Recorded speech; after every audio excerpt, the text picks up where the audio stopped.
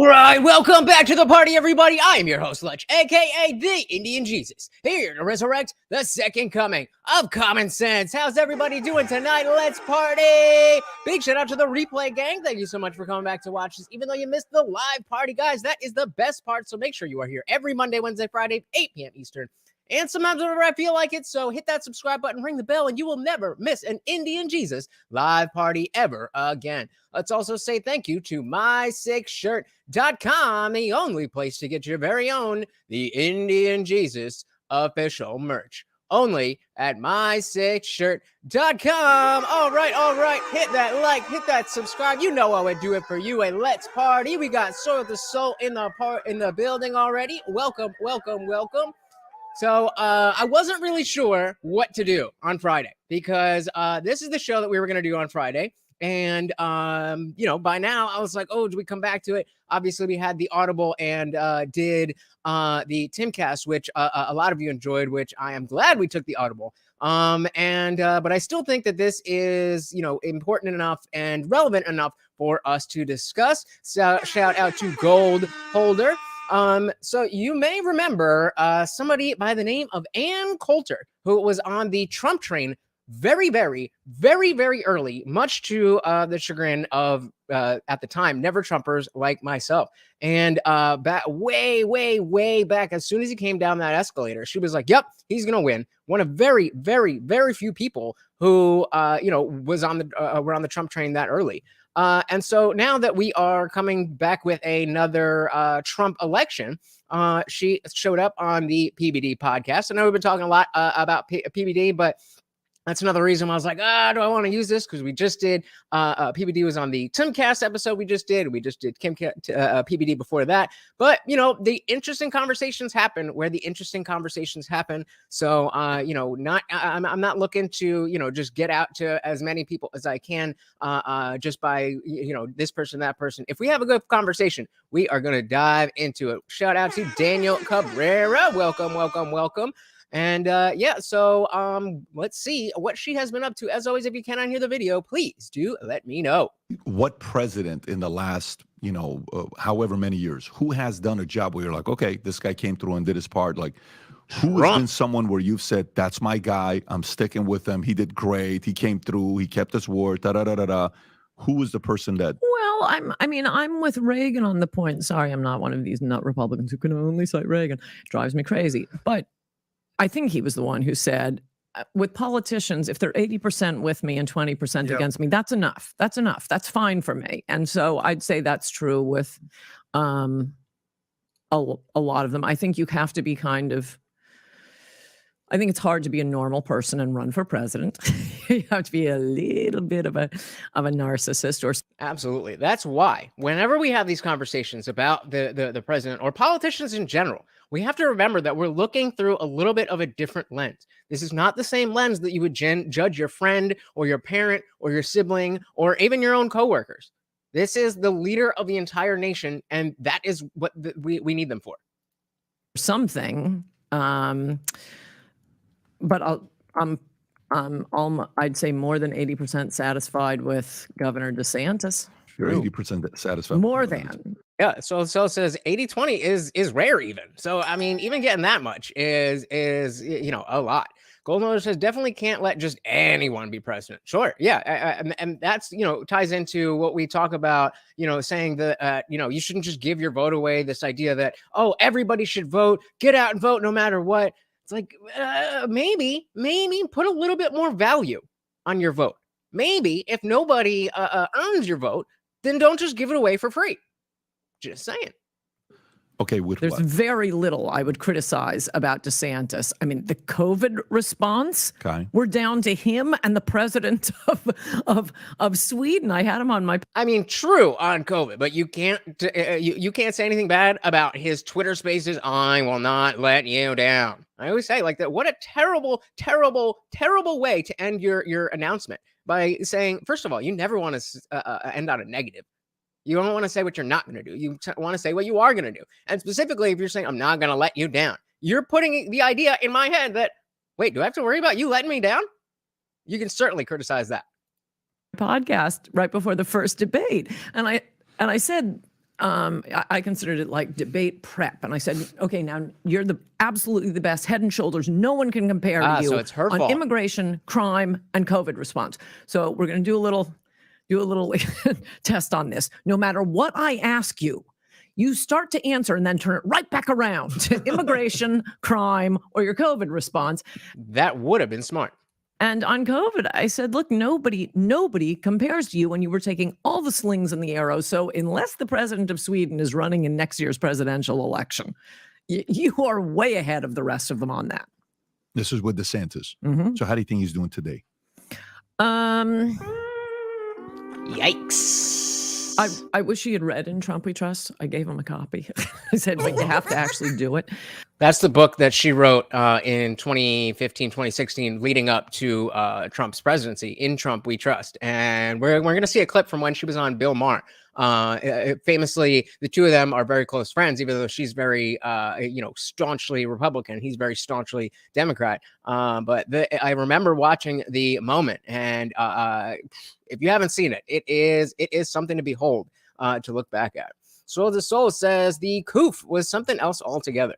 What is it? A pandemic every 100 years or so? I think that whole thing took over and changed the metrics by which we look at politics for the time. Absolutely. Nothing is normal anymore. Well said. Well said. Absolutely. If only we can get back to that. Normalcy. You think he read it? I don't know. I think I still don't think Trump is going to be the nominee. Shout out to Indy Bill. Welcome to the party. Of course, I'm live right now, man. Is it Monday, Wednesday, Friday, 8 p.m. Eastern? Then I'm live. Welcome to the party, brother. Though I wouldn't put money on it. I've put many stake bets on it. That may be a mistake. I have a feeling. She said he's not going to be there? Though I wouldn't put money. Oh, I think I still don't think Trump is going to be the nominee. Wow. Okay. So she's saying early out, last time she was so sure that he was going to win, and he did. This time, she's so sure. Well, she's not so sure, but she's saying that he's not even going to be the nominee, much less win the presidency. He's not even going to be the nominee. Though I wouldn't put money on it. I've put many stake bets on it. That may be a mistake. I have a feeling I'm jinxing myself. You don't think Trump's going to be the nominee? And in what way? Yeah. Well, I wrote about this. It's on my Substack. It was about 2 months ago because I remembered this. I looked back and saw who was leading, who was the polls for the Republicans nominee for like 20 years. It was never the guy who turned out to be the nominee. A year before the election, it's always name recognition. So, we can go visit the Rudy Giuliani Presidential Museum after this, or the Newt Gingrich Presidential Museum, or the Fred Thompson Presidential Museum. Or the Huckabee. Liddy Dole. Liddy Dole was neck and neck with Bush. Liddy Dole. Why? Because she was the wife of the guy who had just run for president. It's all name recognition. We've never had somebody with so much name recognition as Donald Trump. But name another human on the face of the earth who's that recognizable and everybody knows that name. Right. Yeah. Goldner said, I would agree if I didn't have other reasons to think he's supposed to get back into office. What do you mean? That he's not gonna, you would agree that he wouldn't get into office, but he's supposed to get back into office for what reasons? You got to unpack this one for me, homie. Unpack that one. And DeSantis, I think, put it well, but very briefly, what he said is presidential elections aren't decided by polls, they're decided by voters. Mm-hmm. And look, you can have me back and laugh at me because I could be totally wrong, and I'm a little nervous. You want to put another you're one for one, Ann, so I want to hear this because I want to bet. I don't feel as confident as I did. Real quick, Ann, you don't feel as confident with DeSantis as you did with Trump? No, it's not DeSantis. No, I don't feel as much confidence saying Trump won't be the nominee. Oh, I got you. You want to put a steak dinner on it? I already have too many. So it's always interesting to see where, again, when we look at these conversations, I'm always trying to take the perspective of what can we gather? What can we gather from this conversation? Clearly, she knew something. Back in 2015, she knew something. So those of you who are aware of her, right now we have the running poll. Can we trust Ann Coulter's predictions, or did she just get lucky with Trump? Most of you are saying never heard of her, which is surprising me. But the rest of you who do know her say that she just got lucky. And I want to agree. But, considering there's a number of people who are around me that were also early to the Trump train, and they never wavered. They never wavered. And I don't know what they saw, but they definitely saw something. They definitely saw something. So the Soul says, I would name recognition is definitely a thing. But the last 30 years until Trump, I think there was some nepotism in there too. Bingo. Oh yeah. Oh yeah. Oh yeah. A-Film said, of all those people she listed, how many, again, were previous presidents with a pretty solid 4 years, despite all the hate and deep state torpedoing? Yeah, I mean, we're going to get to this, but there is, this clip is entitled, You Look Bitter. So we might be getting into the fact that she was right about Trump, but whatever happened in there, with personal stuff, now she's just, goddamn fruit flies.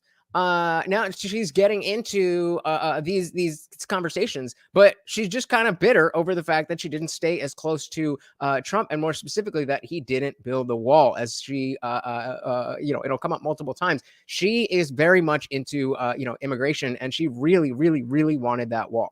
So it might just be like, hey, you promised us the wall, we didn't get a wall, so F you. Okay, so originally Golden said, I would agree if I didn't have other reasons to think he's supposed to get back into office. So the nominee, I think he's basically guaranteed to win. Every aspect of the media has made him into the martyr everyone wants, both left and right. Unjust persecution will sway anyone with good morals. Yeah, I agree with that. Absolutely. I guess I didn't fully understand it first time around, but completely agree. Completely agree. And I'm going to bankrupt myself. Wow. And is your reason for saying that he won't? Is it because of everything that they're doing right now, legally, illegally, in my mind, to completely destroy him? Because if you think about it, mentally, politically, financially, it's an all-out assault. It's completely like, if you don't see it, I'm saying as the public, you're dumb. Is that your reason for saying it? Or exactly the opposite. The Democrats know exactly what they're doing. And I wrote about this the day of again, on AnnCoulter.substack.com, the day after the Alvin Bragg absurd indictment in New York. Trump was dead in the water before that. Nobody showed up at his announcement speech. Fox cut away from it. It was a bore. He was collapsing in the polls. It was a bore. I'm trying to think, because this right here, right now, this is exactly why we constantly are paying attention to each little movement as to what's going on. She's saying his announcement was a bore. I don't think that's how I felt about it. I'm trying to remember, but so much happens that I think that his announcement went really well, but I can't remember. But that's the media now, and alternative media as well, that you say it and it becomes true. Interesting. Do you guys remember? How, like, what was the general feel of his announcement? Goldholder said, I do also think he's playing the character role of the Christian Antichrist, but that's a whole actual conversation. Yeah, that is a conversation for the voice chat. Shout out to the Discord server, which is now tied into the channel memberships. You can join right below. You get on. We not only have members only videos and streams, but the Discord is now for members only. I told you guys it was going to happen. If you didn't get in and you didn't get in, I'm sorry to tell you, but you can just $2.99 is the lowest one. Sign up and join people like Stephanie Miller. Welcome to the party. But the smart Democrats, I mean, okay, I'll admit, on MSNBC, they genuinely hate him. Yeah, big time. But that dovetails with the smart Democrats like David Axelrod sitting back and saying, okay, here's our re-election plan for Joe Biden. Mm-hmm. Trick Republicans into nominating Donald Trump. Yeah. And man, did Republicans fall for it. Yep. Oh, they're easy to roll. And they keep doing this because every time they do it, I mean, this was the theme of my... I don't know. She's very good at putting me on the back foot. She's very good at putting me on the back foot. I think she's gaslighting. There's no reason to believe that I've seen that it's a Democratic psyop to get Trump in so that they know that Biden can win. Like, what? I think you're reaching on that one. My last book, Resistance is Futile, I kept finding myself at cocktail At least it's not just me. Arguing with New York Times reporters, telling them, Drop the Russia stuff. It's stupid. This is what you should. Shout out to Unwanted Foe saying she's crazy enough to believe Biden would get reelected. But, bro, that's precisely and exactly what they said about her when she said that Trump would win. So she's throwing me for a loop.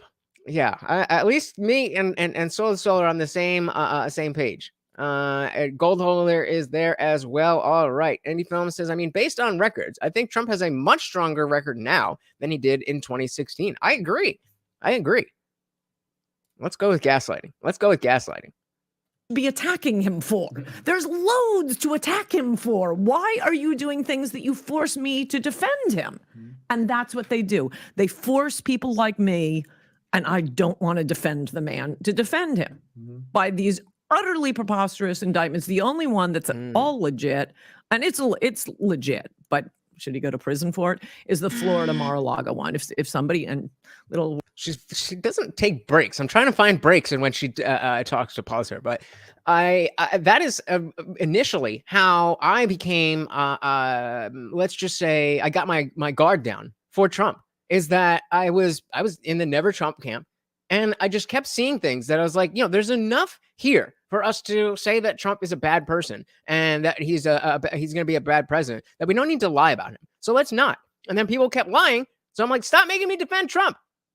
And then I kept defending Trump, and I started kind of liking him. Soul the Soul said, I think she's part grifting for herself to stay relevant. I believe that is spot on the case.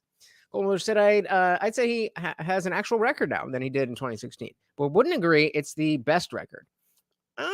Well, talking out of both sides of your mouth doesn't make good optics in hindsight. It doesn't make optics good in hindsight. Yeah, but I mean, no new wars. The economy was great. Doing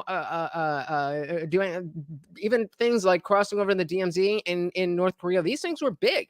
These are big. So I'm with any film that he looks better now than he does in 2016. And he goes on to say, I mean, Israel was just freaking attacked after Biden released $6 billion to Iraq.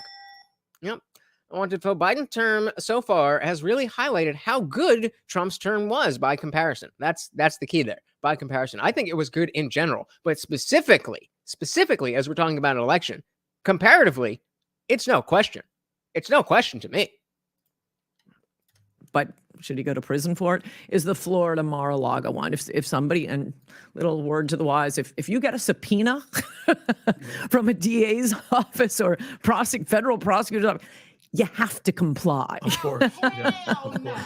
So what are you thinking? What are you thinking here? Well, here's my thing. Well, with that, I'm thinking it's all BS. And I think you nailed it, actually, Ann. So the left doesn't let a crisis ever go to waste. Yes. You know that, right? Well, the government, let's not put that on the left or the right. The uniparty will never let a good crisis go to waste. Right, so for instance, with COVID, and they're brilliant. Say what you want about the left. They are geniuses because they do capitalize. Guys, can I get just 2 more likes, please? Thank you so much. 70% of voters didn't vote on election day. The last election, you know that, right?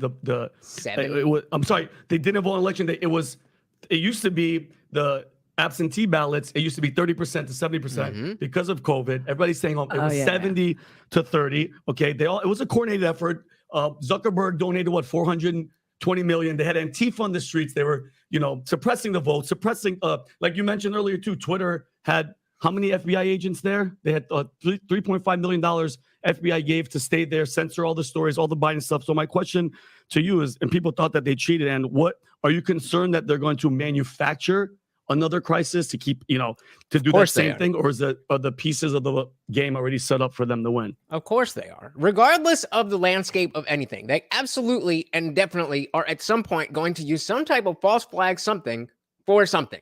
That's such an open question. Or is the government going to do something, shifty at some point for their own benefit? Of course.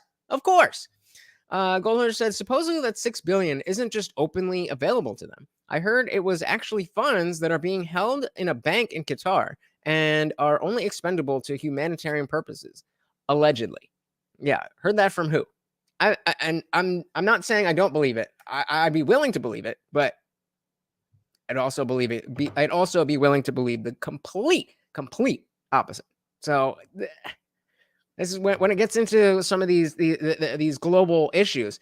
It's so hard to tell because all the wrong people are working together. That's outside of my wheelhouse. So I'll take your word for it.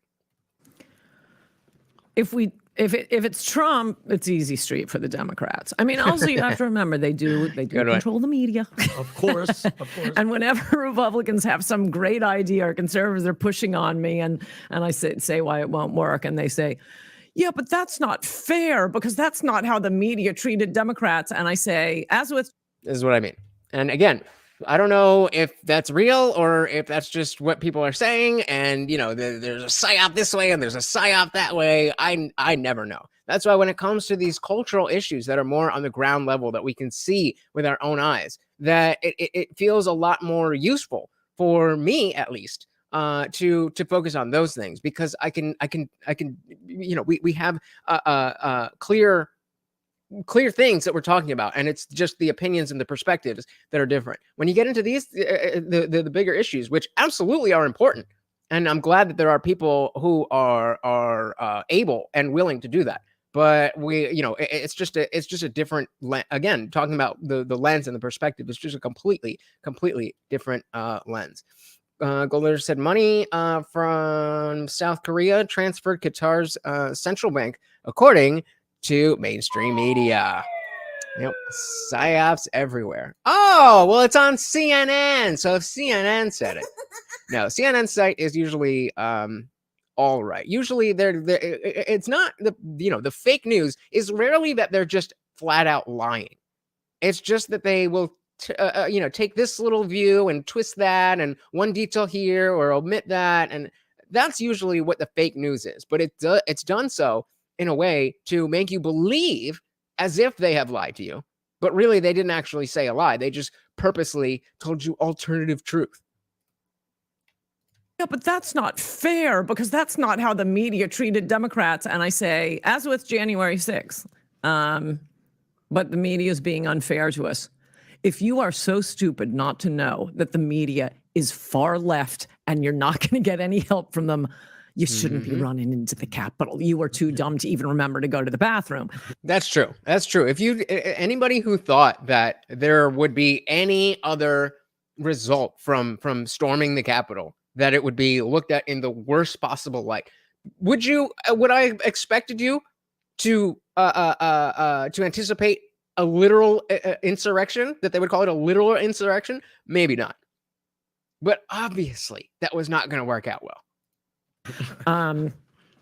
So they can mostly sit back on easy street if their whole reelection plan for Biden is trick Republicans into renominating Trump. If it's not Trump, okay, and if Biden has to debate with Ron DeSantis, it's over. What they're going to do is, my suspicion is, they'll pretend we've got a new variant.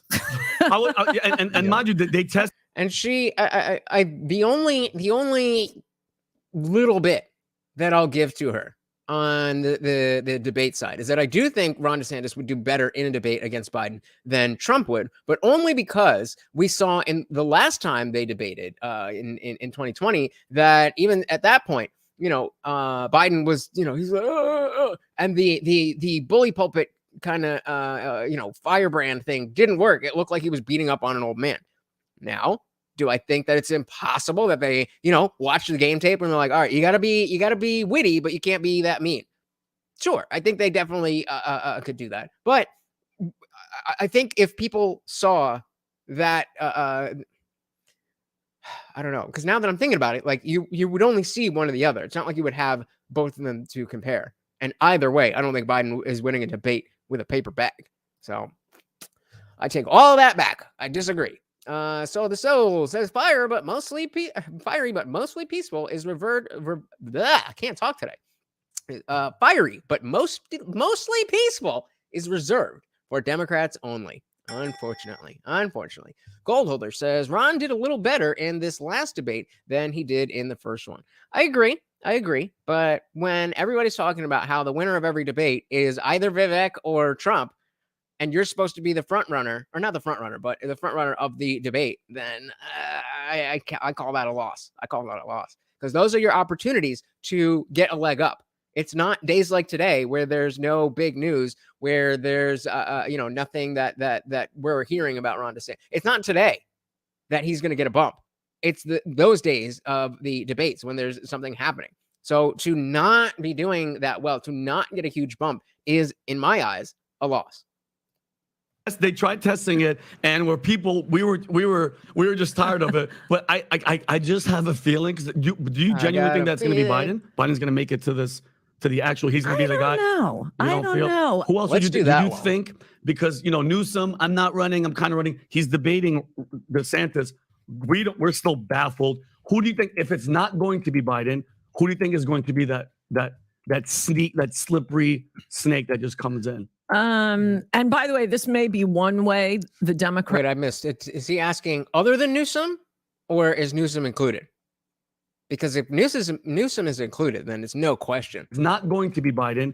Who do you think is going to be that slippery snake that just comes in? Who do they even have? I mean, I genuinely don't even know. Like, I'm sure there's people who would be good, but the fact that they're not, doing anything with anybody seems to reason that they are depending on Biden. So the Soul said, I don't see Ron DeSantis coming back above water. He should have waited until 28. Yeah. I mean, speaking of hindsight being 2020, he definitely seeing how it played out, seeing how because I can see how, if the Twitter Spaces thing worked out and he did well, and that launched him, and let's say Vivek had some little moment in the debate where he stumbled over his words or something. These are small things that have brought us to where we are. I don't think that he had some huge faux pas, Ron DeSantis, but that's the way these things play out. And so, at worst, it gives Ron DeSantis the experience of running a campaign, so that in 28 he can do it again. And by the way, this may be one way the Democrats, although they're conning Republicans, trying to get them to Who do you guys think? Anybody besides Newsom? renominate Trump. They could also be conning too many of themselves, that they think, oh yeah, it's definitely going to be Trump. We don't have to worry about anything. We'll do weekend at Bernie's. This will be fine. If it turns out that when voters go to vote, they do not vote for Trump, then they really are going to be in so much trouble. But I think they have to, I don't know that much about like election law, but I think they have to decide.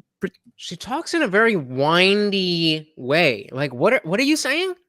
If you do not vote for Trump, then you shouldn't. And I think election law should be like, what? We got that one already. All right, let's try that one again. If it turns out that when voters go to vote, okay, so when voters go to vote, they do not vote for Trump. Okay, so people go to vote and don't vote for Trump, so they're voting for somebody else. Then they really are going to be in so much trouble. But so if they don't vote for Trump, they're going to be in trouble. But you just said that Ron DeSantis would do so much better.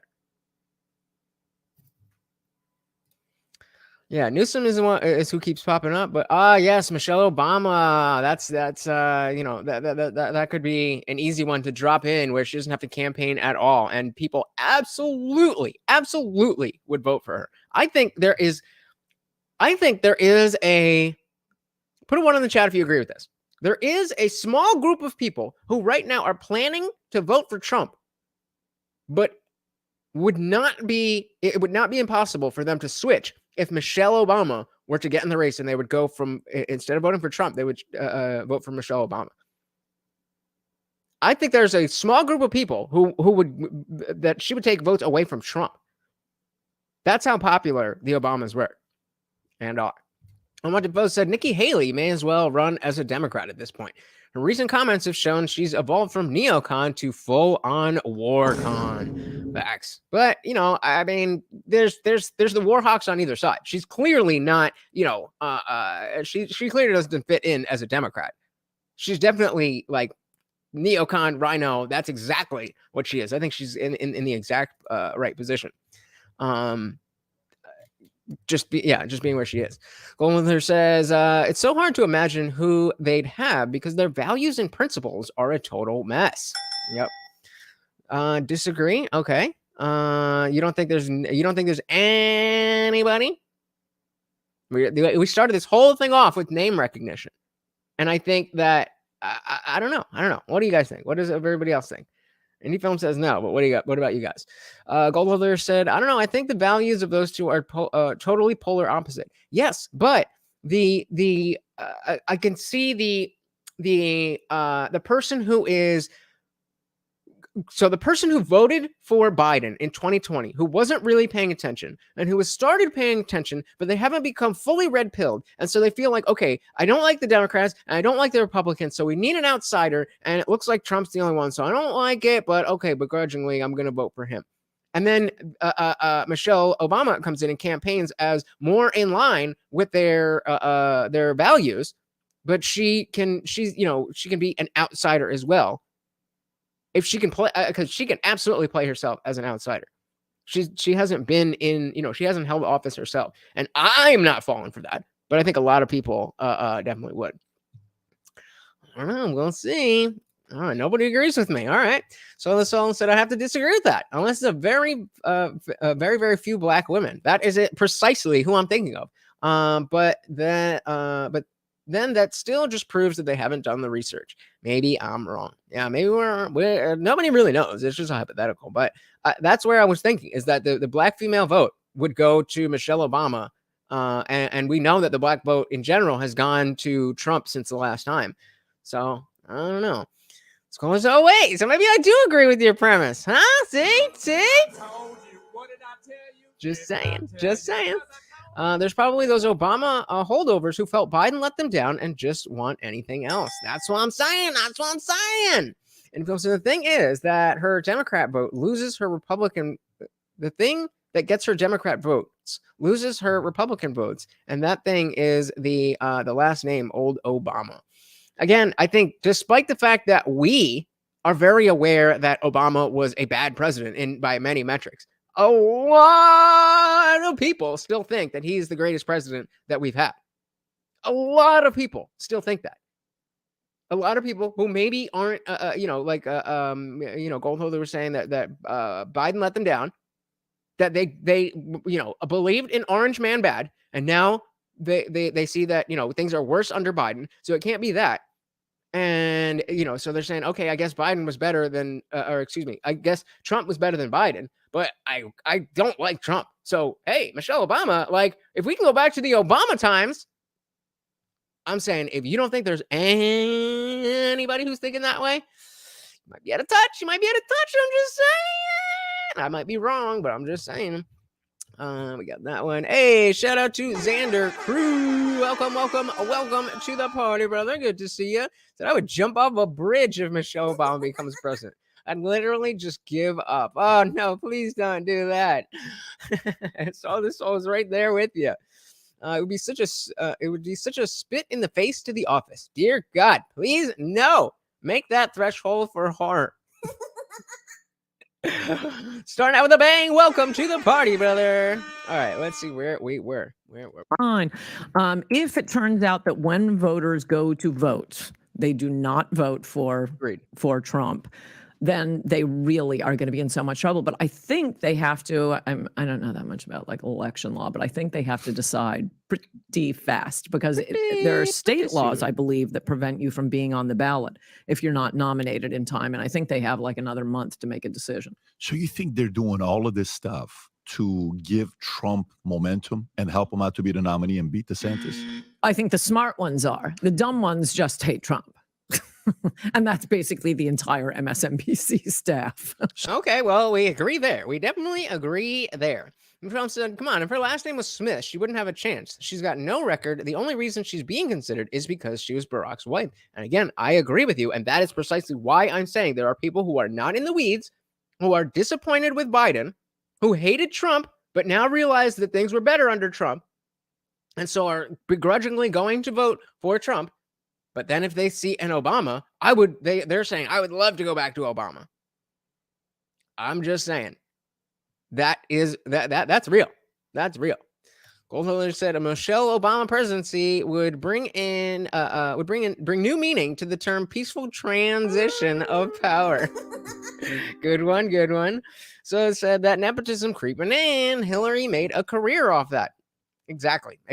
She never even held the office. I want to post it. All the kids that got forced into Michelle's school lunch program certainly wouldn't vote for her. That food looked nasty. Yeah. Well, I'm glad that I was beyond that. Because remember, originally she was all for getting rid of sugar, but then the sugar industry was like, "Hey, no, we need the kids on this sugar," so she turned it into an exercise thing. And yeah, I'm with you. That's why she's so dangerous. She has her traitor husband's last name that the masses love. Most people have no idea how bad Obama truly was. This is what I'm saying. The people who hated Trump and voted for Biden and now are feeling the pain of a Biden presidency and can see materially their life is worse now. So they're in the mindset today. Oh, well, I guess the only thing is to go back to Trump. It was hell, but at least it's not as bad as Biden. But then, another chance at Obama? I'm telling you, a lot of these people would jump at the opportunity. Shout out to Ray Pest. Welcome to the party. Said, and it's like a crazier MTG. Oh my God. That is hard to do, and I completely agree. Thank you, sir. Xander Cruz said, "Oh God, they're gonna give the presidency to a transy black woman. This is as bad as the Egyptian plagues, maybe worse. Oh my God, Xander really does not want Michelle Obama in office." So you're saying they are scared that DeSantis is going to come and beat Biden. That's what they fear. I think almost. DeSantis is having a hard time beating Nikki Haley. DeSantis is getting, first one he had a hard time with Vivek. He's getting other people that are coming up because, and by the way, again, I'd love to hear that part. The follow-up would be, you got the most popular president of all time. Okay, not, Joe Biden, Tony Robbins status type of motivational speaker, but the most popular president of all time that we have, 81 million votes, whatever the number is, right? Okay. Trump on the other side, the most fanatical supporters Republicans have had in how long? Maybe since Reagan. Fanatical. I don't think George Bush had fanatical. I don't think. Nope. Hey, shout out to Trey Williams. Welcome to the party. So this will be Bernie Sanders' best time to shine. I don't know about that one, brother. I don't know. I'll keep holding on to that dream, but welcome to the party. Senior had fanatical. That doesn't get you more votes. Okay, but it's fanatical. That comes down to the middle, which is... fanaticism absolutely does get you more votes. It absolutely does. In these days, it does. Because in the Bush era, maybe not, because politics was politics and then we had real life. But now, everything is politics. And so if you are on this team, then this team is in everything that you do. So I disagree with her there. Sanders said Bernie is on his way to the other side. And he sold his soul to Hillary Clinton, so we know what's waiting for him. Yep. The independent libertarians, it's really 4 or 5 different. Yeah. So Republicans. to win yours. Okay, fair. So, but when it comes down to it, you're saying a DeSantis who has a hard time with the stage. When you watch him, he's not necessarily one that's winning it. If you look at this right here, this is not us showing it. This is, the poll showing from how close he was to Trump and how separated it gets more and more and more. Right. And you see Haley is not. All right, let's see what we're looking at here. So we got, we have Trump, DeSantis, Haley, and Ramaswamy. I'm trying to look. Obviously, I'm very interested in Ramaswamy, but obviously they're all the way down here, and the difference is stark. Shout out to Unwanted Foe. Said it is time for communion. You can see his little head popping up already. That's right. Every single super chatter donation comes with a treat for my co-host, Morty. Thank you, thank you, thank you so much. And of course, that makes you the new sponsor of the stream. Very much appreciated, brother. Thank you, thank you. Not coming up to the point where somebody called him a bird brain. You know, Haley. Who Bird called brain. Haley a bird brain? Somebody you may recognize, your friend, called him a bird brain. Maybe that's because she's a threat now, that she's coming up. She's No, getting I've too much always attention. hated her. You've always hated her. Yeah. So you actually agree that she is a bird brain, or is that, Hey, were you the one that sent her the bird cage and the food? Somebody sent her. They said Donald Trump's camp send her a bird. so you think DeSantis stands a shot at beating Biden? Yeah, I mean, yes, I'm worried. For Actually, no, reasons. I take that. I take the buzzer back. Yes, DeSantis can easily beat Biden. I thought he was going to say Biden can beat Trump, and I don't think that is the case at all. Oh my goodness, knocking out the sponsor. Oh my goodness, we got the $5 not so super chat from Indie Film. Thank you so much, brother. Eat it up, eat it up, eat it up. Yummy, yummy, yummy. Thank you, thank you, thank you. And of course, that makes you the new sponsor of the stream. Very, very, very much appreciated. Both of you guys. Very, very, very much appreciated. Since you say. Okay, he's not a showman on the debate stage, and this could be, wishful thinking. But one thing I've noticed about presidents is Wait, is she talking? we tend to go back and forth. I mean, it's like me going back and forth on boyfriends, the smart, ugly one, and the good-looking, stupid one. And She belongs to the streets. you just keep going back and forth and back and forth. And Who won? Who's won so far? It's actually a very good case study. Well, Obviously, Mr. Fun Guy. what you ought to do is have like two at the same time. I'll talk to you, make Now out you're with talking you. about language. What'd I say? She belongs to the street. Yes, and let's go. Saucecast. And I Throughout the day, I talk to Bob, but at night, it's Jose. Yep, Goldholder saying the only thing Biden can beat is his knees on the airplane stairs. We just need your corporeal form. Yes, remember that Atlantic article that during the election they were saying, referencing our running poll right now. Is Biden going to make it to Election Day? Replay gang, let me know what you think in the comments below. Is Biden going to make it to Election Day? Right now we are, so we got 9 in and 9 votes. So 56% of you say yes. 56% of you have faith in the old man to make it. I don't know if I do. I honestly don't know. Hey, shout out to Guam Tech. Welcome. Said can't stay, but wanted to drop in and say hello. Leave a like. Very much appreciated. Thank you so much for stopping by, brother. You are always appreciated. The workout friend tennis pro. and the voters similarly seem to go back and forth between highly articulate presidents and marbles in their mouth presidents. So This is actually astute. I remember her talking about that. Articulate presidents and marble in the mouth presidents. This is an interesting little phenomenon, if you will. Reagan, unbelievably articulate. I mean, Funny. it drove Democrats crazy. I know, Hollywood. Okay, then we get marbles in his mouth, George Bush 1. Then we get Mr. Smooth, Bill Clinton, and Laying the saxophone. melts in your mouth. Literally. He said literally. Oh, Monica Lewinsky. Oh man. Oh, can we just take a moment for Monica Lewinsky? She just wanted to suck off a president. That's all. It's really sexy when you say that.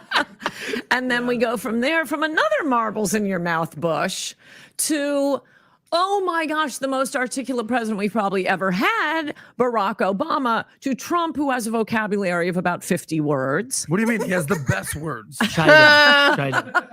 Disaster. He knows the best words. And they're the strongest, And what Very would you say to strong. the people, strongest words. since you're speaking of your love life and multiple guys, that you sound almost That like was a a scorned metaphor. lover? You sound like you're someone that was in love. You guys are fighting and literally cursing each other out in the White House. You guys have this text message relationship. You guys are so close. You literally I'd say it's nailed very his election. sexist. Very sexist. Very sexist. It reminds we gotta revisit what is going on there. But I want to post that Biden has access to the best medical technology, much of which we probably have never heard of. He'll probably make it short of a rapid hitting condition like a heart attack. I mean, yeah, but that's like the whole thing, is that he's 90 million years old and he's very, very, very, very likely to have something like a heart attack or a stroke. I think that's the point here. But hey, I certainly do not wish anything bad on anybody. Coulter said they'd run Biden strapped to a chair like Stephen Hawking before they run somebody else. I think so. Reminds me of that. I don't know if you've seen this. Actually, wait, I want to run this back because what is she talking about? Fighting as the best words. China. Okay, so she was saying the articulate president versus the marbles in the mouth president. Okay. Vocabulary of about 50 words. He knows the best word. Your love life and multiple guys that you sound almost like a scorned lover. You sound like you're someone that was in love. You guys are fighting and literally cursing each other out in the White House. Okay, so he's talking about her, he's being facetious about Ann Coulter and Trump. Xander said the reality is we're better off with Dementia Joe than cackling Kamala. Bingo. 100% agree. You guys have this text message relationship. You guys are so close. You literally I'd say it's nailed very his election. sexist. Very sexist. Very sexist. It reminds me of that. I don't know if you've seen this, the Seinfeld episode where Elaine is going crazy because every time she's angry at a woman, cat fight. And not smart people who want to attack me always do. I mean, and look, I don't know if you guys were paying attention to politics then, but when Chris Christie, governor of New Jersey, took on the teachers unions, oh my gosh, that was the most beautiful thing to behold. And the public sector, many viral clips with him on that. And the public sector unions are a huge problem for this country and for state after state after state. So I was a huge Chris Christie fan. Oh, and by the way, met with him too, privately, and harangued him for 2 hours about immigration is the most important issue. But no, he decides he's going to listen to the Wall Street Journal and collapses. So then I didn't like him. But when I was supporting Chris Christie, because you got to admit, even when you hate what he's saying, he is funny, he is articulate, he is everything you're saying DeSantis isn't. He's a little awkward on stage, which I agree that if like in terms of charisma, I think Christie has a touch more than DeSantis, but only because it's that Jersey in him, and I think that's just my own personal bias as being a Jersey boy. I don't agree with her there. I think it's fine. I think people will get over that and just look at his record. At least that's what I'm hoping. You don't sound convinced, though. You're not convinced. Well, you're hoping. You're not. Well, it's a long time in advance. I generally don't like to make predictions. They made me on politically incorrect. Real time. Sorry, real time. They're still politically incorrect, but still. So let's go to the exchange you guys had a month ago. Can you pull this up, Rob? Let's just show the exchange you guys had a month. Yeah, I agree that that Christie is, he's very tell it like it is. And at the same time that I'm biased to towards that Jersey attitude, I'm also biased against the man himself, because exactly he is a goon. A month ago. So wasn't exactly so if you want to go to truth first, yeah. So Ann Coulter, the washed-up political pundit who predicted my win in 2016, then went unbearably crazy with her demands and wanting to be part of everything, to the Constitution of all, has gone hostile and angry with every bit of her very nervous energy, like many others. I just don't want her around. She wasn't worth the trouble. She wasn't worth the trouble. So whoever said that, she's just looking to get clout or whatever, it sounds like Trump agrees. And part two, he says, page 2, he says, has Ann Coulter has been Ann Coulter is a stone cold loser. And then you respond. Dun, dun, zoom in here. Trump begged me to go to Bedminster this week. I said only if I could record a Substack with him. But the gigantic pussycat is too afraid of me, so instead he did this. Pat, there was no cat in there. And it's all in capital letters, all in caps. Leave the cats alone. So what happened here? What happened here with the... Yep, she absolutely has this nervous energy, and I wasn't really sure how to put a pin on it, but like you said, once Donnie calls it out, you can't unsee it. Wanted Bo said, Trump begging? Right. Small little public feud you guys had. A friend of mine who owns a restaurant in New York where a lot of journalists go went out. It was written up in a newspaper, and he had the newspaper on the wall, and I happened to be at the restaurant that night, so I was in the article. So we got everybody in the article to sign this blown up article. So he wanted to get, and among the people who go there are Trumps. None of the one names you know, but still in the neighborhood. And so Yeah, agreed, Goldholder. This is just as bad as Trump derangement syndrome itself. It's all based, it comes back down to dogmatic thinking. Do you have this belief that you are unwilling to question? Is it that Trump and really when you're when you put it this way, it comes down to Trump. Is the value of Trump in your mind questionable? Is something that can be questioned or not? And if not, then you're either in the one camp of Trump supporter derangement syndrome or Trump derangement syndrome. It's two sides of the same coin. So he wanted to get Trump to sign it. So he goes with Trump's sister out to Bedminster, and Trump is signing it, and he sees my name there, and my friend calls me. I'm out in the Hamptons, and he's desperately calling me. I have to talk to you. I can't put this in a text. I got to call. Okay. He said, you know her? You got to get her out to Bedminster. And he said, he circled around to me 3 different times. He said, you got to get her to Bedminster. You got to get her to Bedminster. And I'm nervous thinking, well, I don't energy. wanna hurt the restaurateur's feelings, but there's no effing way I'm going. Hey, shout out to CT223. Says, what's up, Bo? Bouncing back and forth from like 3 live streams. This is a new PBD episode or an older one. This is from Friday. So relatively new. Welcome to the party, brother. Going to Bedminster. And then as soon as I said, I'll think about it, but I probably not. And then I hang up and think, oh my gosh, I have a Substack. And so I text him back and say, no, I won't go to Bedminster, but I want him to do a Substack video with me, which I do all the time, about once a week. And I have big, important people on, not as big as you, but pretty big.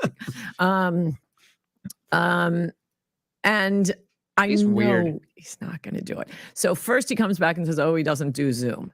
And then I'm saying, okay, I'll come out there. And I'm talking to all my techie friends saying, I need every one of you wearing a GoPro because I'm going to go out there and he's going to say, no, I won't be interviewed. He wouldn't do it on camera. I knew he wouldn't.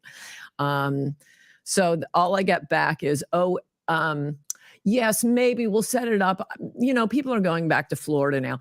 This was a month ago. Nobody's back in Florida in August. He's not going back to Florida. So some of my journalist friends said, so is this? Oh my God, Xander Cruz. She's like an unsexy cougar that got a little too tipsy, but is trying to hold it together. That is spot on. I think she's pretty sexy for her age. I mean, I certainly wouldn't kick her out of bed. But I mean, the rest of it, spot on. I think we got our comment of the night so far. Shout out to that. Good job, Xander. Spot on. Hey, we got Mike in the building. Welcome to the party, brother. Good to see ya. It's been a while. Always good to see ya. To the conservative Karen. Yep. Sounds like it, right? Welcome to the party, brother. I want to post that she feels like the type who would brag about a subreddit being made about. Yup. What's happening? Is this happening? Are you going? And before this even happened, I texted the exact same thing to him and I said, it's not happening. He's a gigantic pussy. He's too scared of me. He won't do it. And then, I'm just going about my day a few days later and I start getting all these emails. Why is Trump attacking you out of the blue on Truth Social? Well, I love how she's trying to act like this is like, no, I don't think this is a big deal. Like, yeah, it's just Trump. It's not like, bitch, you were like, oh my God. Like, come on. See, she said r/Coulter is lit. Oh, we got to check it out. This is his chicken way of saying no. So how much after the exchange did this attack on Truth come out? Oh, it happened like 2 days after they were giving me BS excuses about when we're going to do the Substack. So why do you think he wanted to meet with you in Bedminster? What do you think his outcome was or motive was? Take a picture with me. And put it up on Truth Social and say, look who's supporting me again. Oh, wow. But he wouldn't do that. Oh, he totally would. I don't think he would do that. You know why I don't think he would do that? Because within seconds you would deny it. I don't think that. I disagree with PBD there. I think it definitely because again, because of the moment, and we have this clip, and then the next clip is starts with the real time clip that I'm talking about, where she, very early on, she called out, "Oh, it's definitely going to be Trump." The fact that if he can get that picture, if Trump can get a picture with Ann Coulter in 2023 saying, "Look who's on my team," it does not matter. It does not matter what she would say. It doesn't matter how fast she would deny it. That is what people would see. The picture with her. 90 or 99% of the people who saw the picture of her and Trump would not see the response. That's just how that shit works. So I believe her if the rest of the story is true. That part makes sense. She might be making the whole thing up, which wouldn't surprise me. But if the story is true, that part at least makes sense. Okay, but I explained what happened with that attack. So he doesn't care. No, but it would be a very bad look for him to do that. For example, Little Bow Wow post a picture like 6 years ago. I don't know if you know this guy. He's a big time. He was a big rapper 20 years ago. Yeah, Bow wow wow. Yippee yo, yippee yay. Put a 1 in the chat if you're old enough to remember that. CT said to me, that's like Trump joining the debates. It can only do more harm than good. Although if it's on truth, then it's already an echo chamber. Exactly. And he is in the position where, to quote Tim, quoting Phil, Trump's bottom is solid. And the as long as he panders, I don't mind using the word pander because he's not. I don't think that he is necessarily doing that. But he could just completely pander to his base. Thank you, Mike. He can completely pander to his base and nobody else and still have a good chance at winning. That's how strong his base is and how big his base is. Now, there's a lot of people outside of that Trump no matter what camp. So I don't suggest that he depend solely on the base. But absolutely, you put something on Truth Social and then she tweets about it, nobody's going to see that. I mean, people are, but most people, then it gets into the spin game. You say, oh, no, she came over here and she was saying all the nicest things, and now she wants to lie because this, that. Who would you believe? I would believe Trump, even if everything that she's saying right now is completely the truth. And she went out and she took that picture, and Trump said, look who's supporting me again. And she said, no, that's bullshit. And then he was to say, she's the one that's lying. I would believe Trump. It just makes more sense.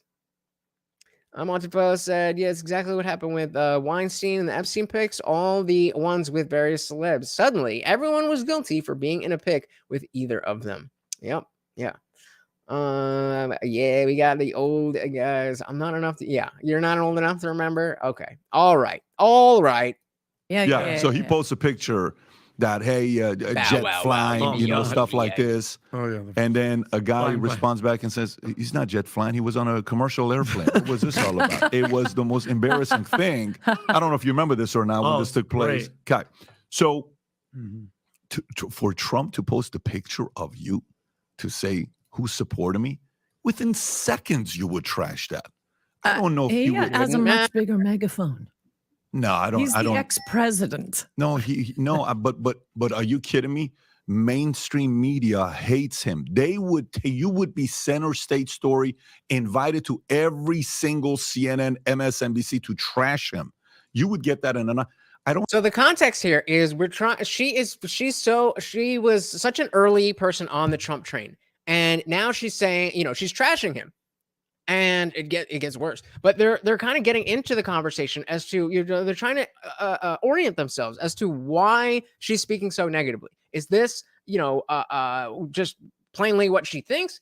Is she being a little bitter? Is she kind of making things up? Is she being a little bit hyperbolic here and there? It's important to kind of, especially because she hasn't really been in the public eye. It's important to kind of, again, orient ourselves to, okay, who are you now? We knew who you were in 2015, but that was 8 years ago. That was a while ago. So let's dig into, this is a strong opinion that you're having. You were made very famous by the fact that you were on the Trump train very early, and now you're saying that he's terrible and he's a loser and he's a pussy and all that stuff. So what's going on there? And should we be on your team and be looking at Trump with a side eye, or are you just some crazy lady? I don't think that would be. They will only invite people on. I mean, isn't that curious that they haven't invited me on to trash him? Why? Because I trash him for not keeping his promises. This is how much they want open borders and they want to destroy this country. If you attack him from the right, as I'm doing, oh no, it's your kryptonite to the networks. Only if you come on and say, we almost lost our democracy. I don't know. That's obviously her speculation. Nobody told her that, but I don't know. I think it would make sense that even if you're saying he didn't keep his promises and I wanted him to keep his promises, and even though you don't like those promises, I'm here to say this guy is not good for the office because he didn't keep his promises, whether they were promises that you liked or not. I think that would be a very strong message whenever we have somebody who, especially with culture war issues. Whenever you have, a black person who's going to talk about black issues against the narrative, when you're going to have a woman talking about woman issues, when you're going to have a trans person talking about trans issues in a way that's not the established narrative that you would expect, that's usually more powerful. So I would think that an MSNBC or a CNN would be dying to get Ann Coulter on if she's going to trash Trump for whatever reason. So I don't know about that. Shout out to Bailey. Welcome to the party, Bailey. Good to see ya. Mike says she's like, you're dumb if you don't vote for Trump. Then you're dumb for voting for Trump. What? That's what I'm saying. That's exactly why we're PBD is digging into this, because what exactly are you saying? What's your position here? Trump good or Trump bad? We can get into the nuances after that, but you're kind of speaking out of both sides of your mouth. Because that's literally, we went back. So if the voters go out and they vote and they don't vote for Trump, then they're going to be in trouble. She specifically said that. Yet she's saying all this other stuff too. So what are you thinking? So your biggest issue with Trump essentially is he's not Trumpy enough. He didn't keep his promises. You nailed the nail on the head. You're not attacking him from the left. Everyone else is. You're attacking him from the right. And your biggest critique of him is straight up the open borders, immigration, not building the wall policy, right? Yes. Yep. And you live in, you're as conservative and as right-leaning as you are, you spend your time with the East Coast elite. You're in LA, San Francisco, what have you, and you're in New York. Here's my question. So before he gets into it, so I completely agree with you. I think that she's found a message. She's found a message, a hook that not a lot of other people are talking about. And as she said, attacking Trump from the right. And so this is just her way. I'm sure she has a new book. I'm sure she, her Substack is however much money a month. I think that's what we're seeing here. But again, it's important. It's important to identify that when we see it. Because if that's not the case, and somebody's speaking out and saying something different than everybody else, and they don't have any big reason to benefit from it, then we should pay attention. And so then even if we think that she's grifting with all of this stuff, but we can say that she said X, Y, A, B, C, D, E, and F, and then somebody else who maybe isn't going to benefit personally from trashing Trump and says the same A, B, C, D, E, and F, then maybe that person, we can be like, well, Ann Coulter was saying kind of the same stuff. Is there something here?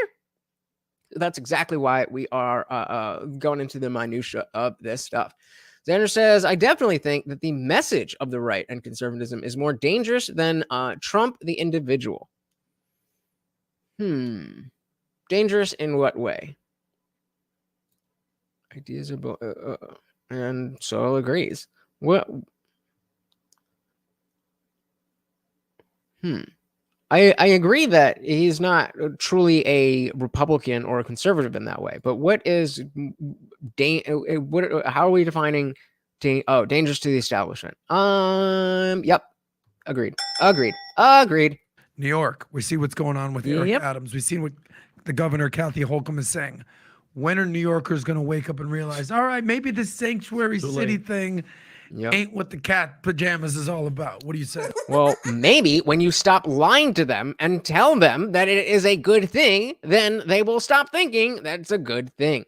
Absolutely, Xander. Trump is just a representation of the message. He is a symptom of the times. He is not the problem to the establishment. He is a symptom. He is only how it is manifesting. And that's how that's how you get figures like an Andrew Tate or a Trump or a Jordan Peterson. All of these people fit, even though they don't fit in the same box and they don't have the same message. And sometimes their messages are conflicting. The reason these people rise to fame is exactly the same reason. The conservative, we'll just put quotes around that. The conservative message, the morals and ideals that the establishment wants to kill. Exactly right. Mike said he kept more promises than any other president in modern history. Yep, that's why when she talks about this, it's like, okay, her big thing is the wall, and it's like we just went over how they say he only built 50 miles of wall because they include anything if there was a plank of wood on the ground, and then he built a super efficient, 30-foot concrete wall with that, all that stuff. They didn't count it as new wall because there was already a wood plank there. So, and I'm pretty sure she brings that up, and it's like, what are you doing? What are you doing? Are you here for you, or are you here for the country?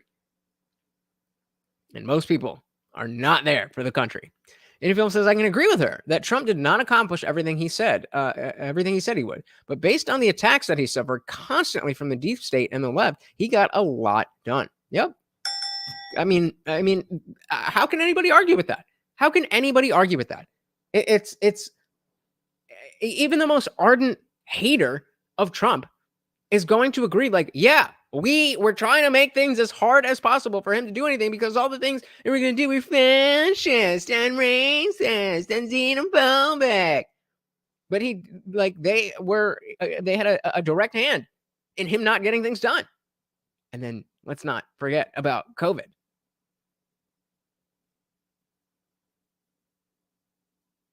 Without COVID, he easily would have won 2020. I mean, come on. 2020. He easily would have won 2020 and been had the freedom that hopefully he will get if he wins this election, that he doesn't have to worry about campaigning again, that he's good, there's no questions, and then he can just he's learned from the previous administration and he can get shit done. So the Soul said he left a lot more change in my pocket than Obama ever did. And I won't even start on Bidenomics. Please don't. We all hate it. We all hate it. They're waking up, and God bless Governor DeSantis. He started it. He said it first, and then that Martha's Vineyard thing is what set it off. That was based. Sending all the migrants and all, meaning I think it was 50 people that could easily be housed in one home in Martha's Vineyard, and they flipped out. That was, talk about culture jamming. Talk about culture jamming. That is the kind of stuff that speaks to me, that will bring the issues that seem amorphous. And it's like, oh yeah, there's people coming in and there's stuff coming over the border, but if you don't live in a border town, then you may not see the direct results of that. So you bust them in. And now, of course, with other places as well, like Chicago, I think Detroit, and definitely New York City, San Francisco, all these places, it's like, we have to deal with the reality of this. And now it's a lot different. It's the same thing with gun issues. That people who live in cities where there's 10 police and within 15 seconds of you, then they're like, what do you need a gun for? There's police there. Like, well, what if they're not there? He started it. He said it first, and then that Martha's Vineyard thing is what set it off. And I mean, Abbott has more illegal aliens. It's an open border. This is why we need a wall. And I think more and more Americans are seeing this is the problem with not having a wall. And I just want to point out, anyone who talks about border security and does not say we need a wall is a liar. Nothing will work but a wall. And by the way, I don't know if you saw today, Joe Biden is saying he's going to start building a wall and blow off environmental regulations. Yeah, I mean, what is the I don't even know what the proposed explanation for this is supposed to be. It was the biggest, most racist, xenophobic thing to want a wall on the border. And now it's not. I guess it's that simple. They just say, oh, wall is racist. We're like, oh, okay. Racist. And we're like, okay, the wall no longer racist. Oh, okay. We need a wall. Proving my point. That would be the Biden. Nothing works but a wall. And the only one who I think is trustworthy enough. I mean, Vivek. I was just going to ask you I that. love Vivek. I hate to say this. I don't trust him as far as I can throw him. Why? Why would you not? And this is a genuine question. Why would you not trust? What has he done? What has he said to make you not trust him? Other than the fact that he's doing normal biotech business in the sense that you invest in your own shit. If you know that it's not going to work, you do a rug pull. Like, that's how the business works. And I'm not saying it's a nice thing to do. It's not in my white Christian household. I wouldn't be surprised. I would not be surprised. CT said DeSantis is much better operator than Trump. Trump didn't really know how the government worked, didn't know the right wheels to grease, and it shows by how he got rolled by the intelligence state. But DeSantis isn't running a good campaign at all. Yeah, and I think I think this comes down to a fool me once, shame on me, fool me twice. Fool me once, shame on you, fool me twice, shame on me. I think that, he had an intellectual understanding that the deep state was against him. But it wasn't until he was there and things were already moving that he was like, oh, this is what it is. So, and maybe that's a little bit of cope. Maybe I'm coping a little bit. But I would hope that he learned his lesson. And, it's not that complicated. It's definitely complicated, but it's not that complicated to realize, oh, everybody's out to screw me and enrich themselves. So the Soul said they never sent the princes either. Best ideas are all coming from DeSantis, but oh my gosh, that kid is articulate. So the only one I really trust to build a wall is DeSantis. So not Trump. So of all the people, you're saying that Trump wouldn't be the most likely person to He build had the 4 freaking wall? years. Yeah, He but had a Republican House and a Senate. No, I he get does it. not give two shits and about I'm the about wall. to defend Come Trump right now. on. Oh my Don't God, you here we think go. he actually wanted to build the wall? Yes. No, he Why would he lie about the wall? This is why we watched his interview with Megyn Kelly, because it would be very easy for her to just throw out that 50 miles stat that I'm sure she's about to, and then we would be none the wiser. How many people actually know the mileage of how much was built on the wall from 2016 to 2020 off the top of their heads? How many people actually know that? Now, we don't, unless you remember, still we don't know, but we certainly know to respond when somebody says 50 miles that, well, actually it's 50 new miles, including everything that, he built on top of where there already was a wall and fixed it from a fence, a broken down, chain link fence to an actual, or even if it is 500, I think they're going to say, I'm pretty sure they were saying 50. Were you watching the Megyn Kelly one? Because that's where he was. He went into depth about that, about how if they had anything there, if they had just like 2 sticks in a string, they would count that as wall. So if they put a new wall on that, they didn't count it as new wall. So maybe it is 500 miles, because I think they were talking about 2,000 in total. But either way, that's a false statistic. That's just not. I mean, it's real if you count it like that, but in practicality, he did a lot more than what they are saying. Mike says, I don't believe that Trump's promises are empty. A lot of politicians' promises are empty. This is, again, when we have to remember the lens through which we are looking at this stuff. Lying is a terrible thing. If somebody lies to me, I'm going to be, not very happy about that. but politicians lie. That's what they do. So we're looking at this through the lens of these are all politicians who are looking to enrich themselves and advance their own agenda. So which one of their agendas is going to be the best for me? Not which one of them cares so much about me. They want to make me rich and happy and safe. That's not what politics is. If you think that's what politics is, then I got a bridge to sell you. Didn't they Because start they building? got him the presidency. So you don't think he actually genuinely in his bones wants to build the wall? Genuinely? I don't know, something that you easily could have done at any point for Easily.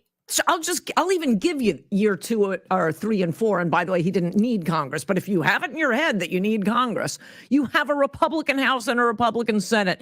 And what did he do? He passed Paul Ryan's tax cuts. Well, he wanted to go to the healthcare first. So Tax and cuts. then what do you say to like Yeah, somebody? he did a lot on healthcare, didn't he? Yeah, No, exactly. obviously it didn't. Fuck and you, what do you say Canada. about because Vivek's attitude? He was interviewed. Well, he just stopped somebody. He was doing grassroots, going to like coffee shops, and somebody's like, "How are you going to fix the border?" And he said, "I would deploy our military and literally put them at the southern border." Are you? DeSantis said that first, and he said it better. And I wish. Did he say it better? I don't think he said anything better than anybody else. He may have said it first, but he certainly didn't say it better. I could just make him our president. He wears high heel boots. You can't One give of- him Riz though, Ann. I You know what Riz think is? he may not need it. Facts. Well, How do you not need charisma and personality and Riz to be the president? George Other than Joe Biden. H.W. Bush, George W. Yeah, but Bush. that's that. Okay, so is there a Ron DeSantis senior? Then what the fuck are you talking about? That's a different era, he's saying. social media, Yeah. and you know how Yup. this works. these days. Social media. It's showmanship. It's entertainment. Golden said Anna had fangirl vibes right now. Kind of weird. And they said that about her when she was for Trump. They were saying it when she was riding with Christie. That's how she is. She's just that ride or die woman until she's not. As long as you have something that will benefit her, she will fangirl all over you. They said, to be real, the military would do a lot more than just a wall. We need guns down here. Facts. Well, I mean, I don't think it's one or the other. I think we need guns on top of the wall and in front of the wall and behind the wall. Yeah, so it's like he definitely hasn't said anything better. CT said Trump wanted us to use drones to destroy the cartels early in his presidency. The Mexican president said that would be bad, and the Mexican military started guarding the border. A gold holder said gun cameras was always the solution. Yeah, it works for me.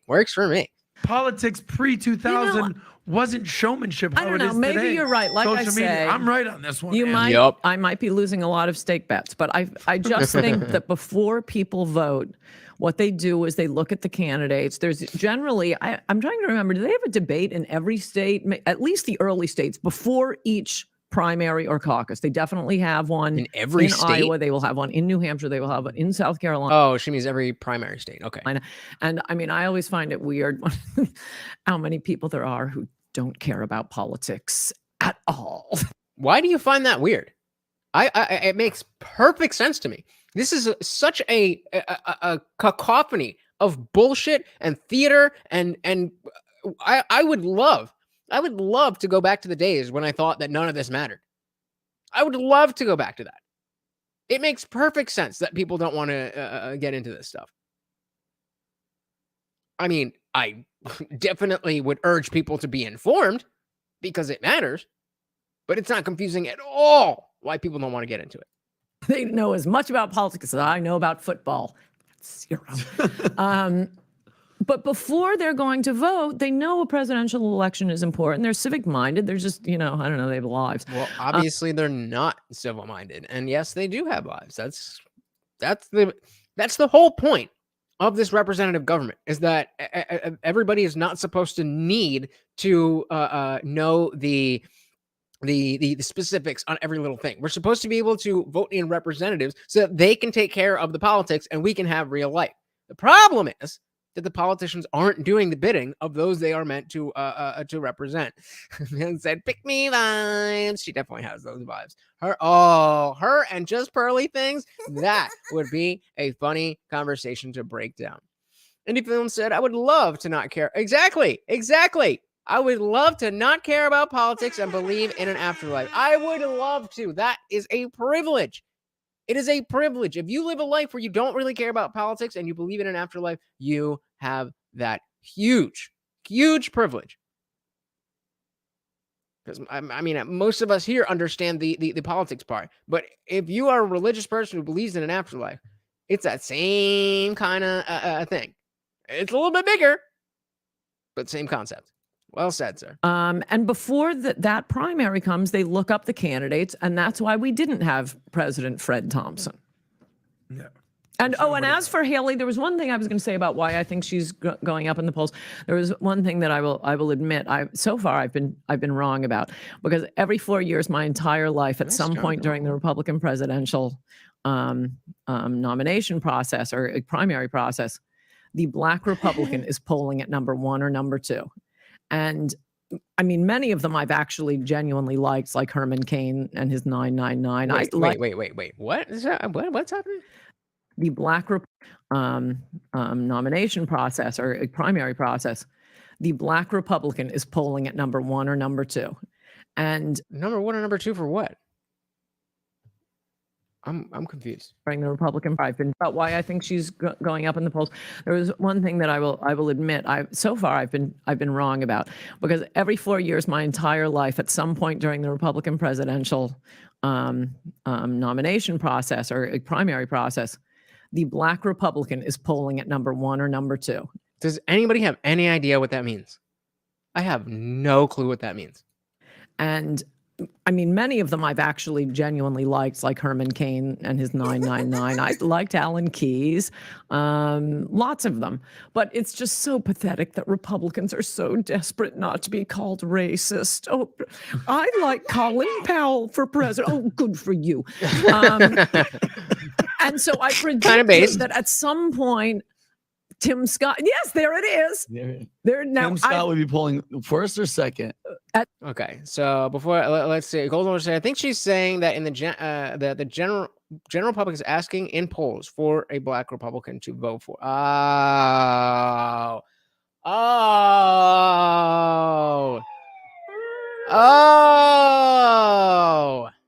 that's so stupid. That's so stupid. That's so stupid. That is so stupid. What's that to do with Nikki? Well, Nikki is technically Indian, so maybe person of Black versus POC, maybe in the same realm there. I don't know. It's a crazy sentence to say about Black Republicans. Indeed. All right. Now that I know what the hell we're talking about, all right, let's get some more of these. We're not racist. We voted for a Black president. And exactly. Brasse. You gotta worry about Michelle Obama. Big Mike might come steal the show. So the Soul said, I think most people, Republican or not, are just tired of the race card being thrown around. Yup. Sanders said, I swear to God, they're gonna try to get Oprah or Michelle Obama in there. After hearing what we're saying right now, I mean, I think it's inevitable. I was like, probably not. But as soon as I see this, I think it's inevitable. Morty, okay. Now I know what the hell we're talking about. I predicted that at some point, Tim Scott. Yes, there it is. Tim Scott would be polling first or second. At some point, first or second. So far, I've been wrong, but now I think Haley's taking the place. No, I'm for a woman. You can't call me sexist. Yeah. Because I think she's been an absolute disaster in the debates. So you're saying it's all just optics, or they're actually Steve Schmidt, your old buddy who was McCain's campaign manager, actually was like, oh, I didn't realize how racist the Republican Party really is. Yeah. So what are you exactly saying about the Black nominees and the racism? Oh, what I'm saying, Republican Party. No, nobody's racist. Nobody. Well, actually, there's a lot of anti-white racism. The number of white people who are racist we couldn't fill up this room.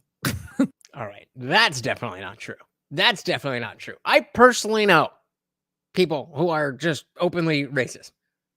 That could fill, I mean, I don't know how big that room is, but there's definitely people who are just openly racist. To act like racist, we're in a completely post-racial society. Come on. Come on. That is wishful thinking. I mean, yeah. I mean, come on. Like, that doesn't mean that most people are racist, but to say that we couldn't, all of the white people that are racist, you couldn't fill a room? Come on, man. Good point. CT said Oprah won't win after the Maui fires, but even still, I think it's far enough away from the election that people would mainly forget, and those who didn't, they would be able to spin it. They'd be able to spin it. They'd be able to make sure that she's giving so much money and, she's doing all this and really hit home this idea that it's some type of racism, bigotry, whatever, to associate her with the cause of the fires. That, I think, could be wiped away very, very easily in the same way that it already is. It already is. Michelle could definitely make a good run. Yep. Xander Cruz sends a blanket statements like that make her seem disingenuous. Yes, sir. Yeah, lots of closet racists, too. You can tell by YouTube comments. Keyboard racist. Bingo. Yep. Let's hear that brilliant line. People who are racist, we couldn't fill up this room. So no, but Republicans are so, I mean, your average Republican, obviously I'm not, are so afraid of the mainstream media calling them racist. No, let's prove them wrong. Why are you talking like this? Finish your sentence with your full voice, please. Prove them wrong. It's the weirdest thing. I don't know. White people have a suicidal gene. White guilt is what it's called. It's White You guilt. brought something up, and there's something to be said. I don't know. I need help putting my finger on it. There's something. It's not. I want to say that she's being smug. It's not smugness. There is smugness, but it's something else that just this holier than thou. I'm smarter than everybody. If you dare to not have the same opinion as me without hearing my reasons, then you must be retarded. Like all of this, I don't know what it is, but she has a lot of it, and I don't like any of it. She has a lot of what I don't like, and I don't like any of it. Goldholder said, "Oh boy, she must be Jewish. White people must have the gene." Yeah, I don't know about that one. The CT, yeah, you're probably right about Oprah. She was like the most influential woman in the last 30 years. They are not taking down Oprah unless they need to. I'm sure she's been on Epstein Island. I'm sure. In my own speculation, that's not defamation because I'm just saying, speculating. But I'm sure she's done some crazy shit. Arrogant ignorance. That's a good one. Yep. Yeah. Yeah, that's she just ugh. It's like nobody ever, like, if she was a dude, at some point somebody would have punched her in the fucking face, and because she's a woman, that just never happened. And I think that's it. Like, she just theoretically, rhetorically, not in real life, in a video game, needs to get punched in the fucking face. Xander said, what you feel in Anne is entitled modern woman aura. It's the same aura that the Snow White actress chick has during all her movies. Yes, that's it. It's not the 1950s anymore, okay? She's not going to get saved by a prince. It's only the entire fucking story. Like, weird. Yeah, both of them. That's it. The entitled modern woman aura. Said, the national polls are national polls. And then we go to New Hampshire. Right. And then we go to Iowa. And people still don't understand, even though it's been explained at length, that Iowa's not an election. It's an elimination caucus. Right. It goes like this, like this, like this, like this. And so all the national polls do this because they have to sell ads and have something to say. All the people on TV that don't make jobs, they make noise. So you've got Don't the make national jobs, polls saying, make oh, what about this? What about this? That's why Fred Thompson was up after he goes on Johnny Carson and he talks about that. I remember that. And that's why, Mike Huckabee, Huckaboom, the headline was on Drudge. All right, this guy always drowns out. I think this was all that I wanted from this. Let's go back to her. Wow, that's ballot and lose? Yeah. 10 days? Oh, I don't think so. Do you think that Yeah, I he don't can think- lose on the ballot and lose? Yes.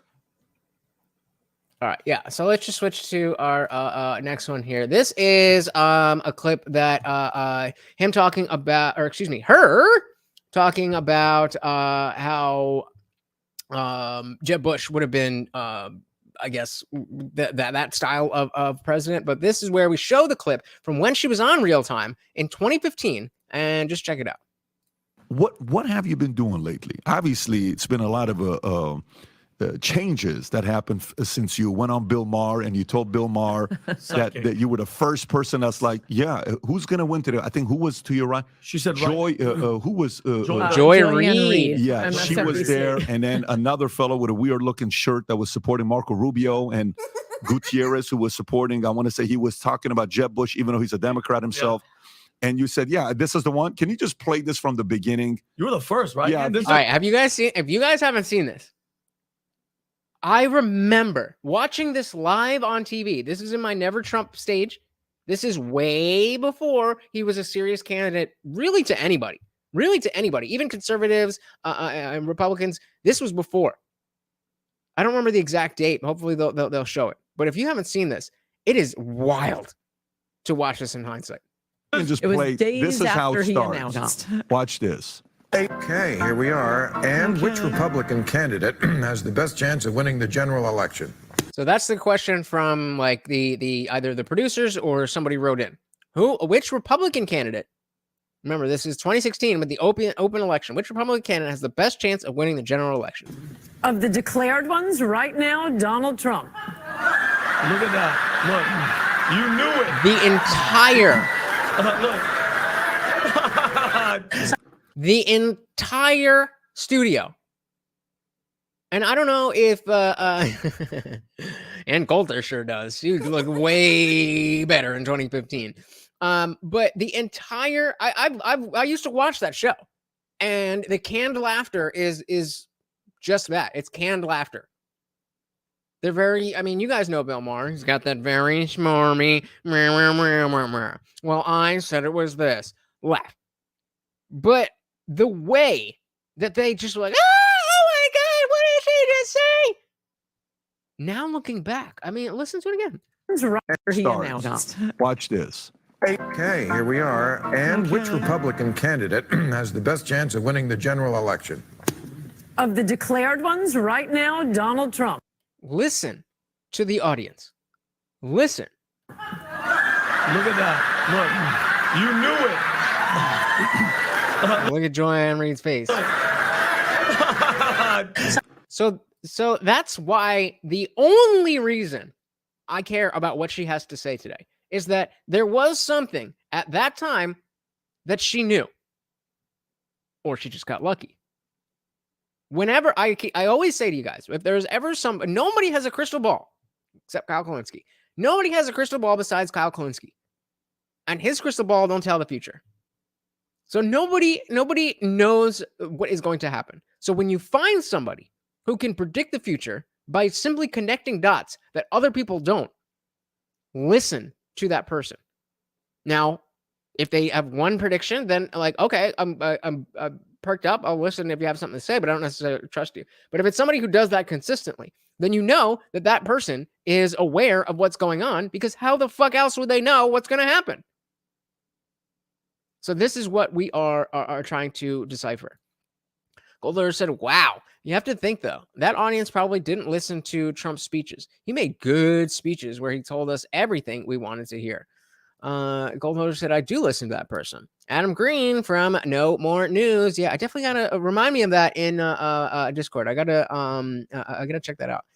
And yeah, but this is, I don't even know if this might have been soon after the people thought all Mexicans are arpists and drug dealers. I think this was recently after that. Let's see. Let's get an exact date. Ann Coulter, real time. Years ago. So June 20th. So this was June of 2015. I don't remember specifically, look at that. June 2015. I don't specifically remember when the, what was the timeline of the speeches and all that kind of stuff. But that's early. And again, I remember watching that episode and having the same reaction as everybody in the studio. I don't know. It was crazy. Xander said, I wouldn't be surprised if she got the answer in a tarot card reading or something. She seems that type. And I know we're logical and science-based, but some weird, freaky stuff do be out there. Exactly. Yeah. Golden said, I don't believe in crystal balls, only crystallized scripts. Fair enough. All right. So of all the I told you so's, does this rank at the highest for you? Or Yup. It's pretty good. I just remember thinking at the time and days afterwards, liberals always think that derisive laughter, ha, we proved you wrong. Yeah. And I was thinking, well, we don't know what's happened yet. True. Yeah, you saw that Joy Reid, who's one of the talking heads on MSNBC, probably the most liberal of all the liberals on MSNBC, literally lost her mind. She couldn't even think for a second. Well, she looked at it like, She said, what? Trump? No way, that can't happen. And again, I had the same reaction. she was nuts. Yeah, Like, you're crazy. And Bill Maher, you've seen him, sort of stay centered, if you want to kind of call You'll it notice that. No. Bill Maher did not stay centered. He was centered, and then he got full on TDS. And it was very, very, very depressing because, again, I started in Bill Maher was almost like a true north, a North Star kind of person in my world in 2015. And so when everything he was talking about, just like everybody else, was Trump. When everything he talked about before wasn't Obama. And then especially after Trump was out of office and it was still Trump. It's just like, bro, I get it. You don't like Trump. There's other things happening. There's other people involved in the government. But Orange Man Bad is a saying for a reason. I want you to post it. Summer 2015, Hillary was already way above Trump in the polls. Politico was writing articles saying that Trump numbers were questionably high, but Jeb Bush was leading over Trump at the time. Yep. So when was so let's just say the first primary of the 2016 election.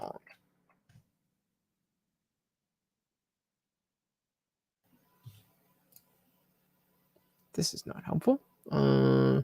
Just give me the answer. I don't want to have to read things.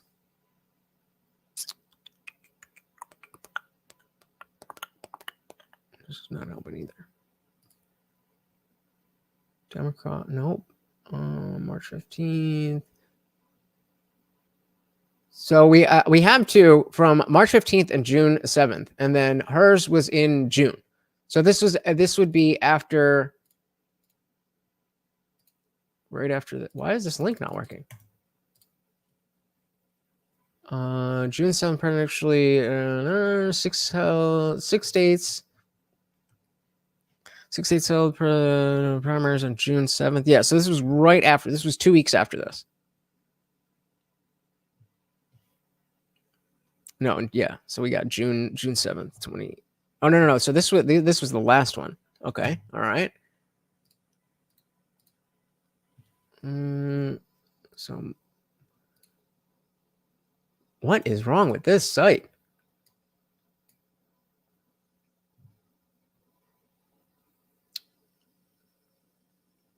There we go. That's what we're looking for. Okay, 2016 presidential. So last updated on October 3rd, 2012. Dates for general election debates: September 26th, October 4th. Oh no, that was October 9th and October 19th. But these were 2016. This is not very helpful. Like, just give me the date of the first debate. The third and final was October, right?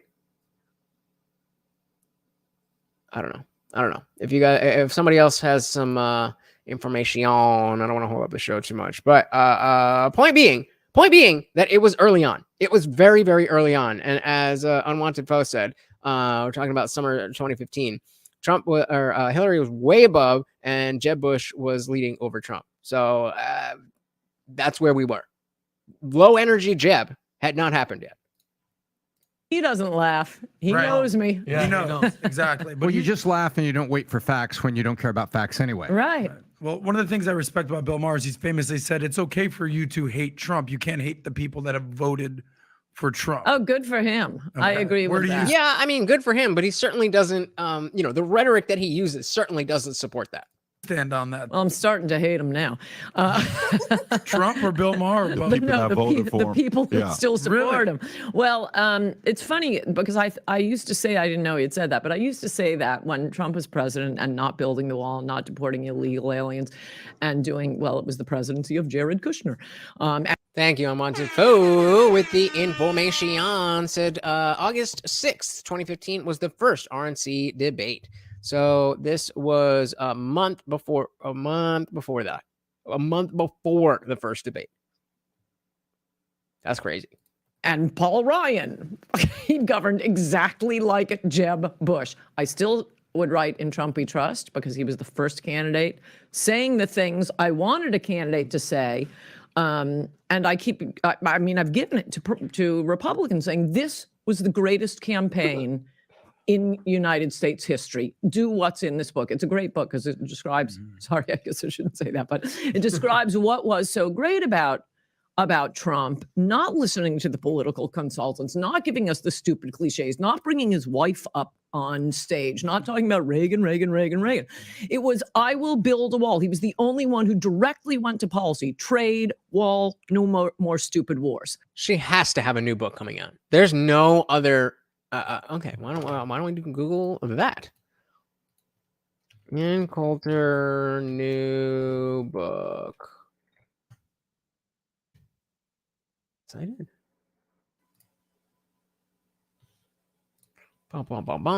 We got, okay, so that one, can we sort by publication date? These are not by Ann Coulter. Okay, resistance is futile. From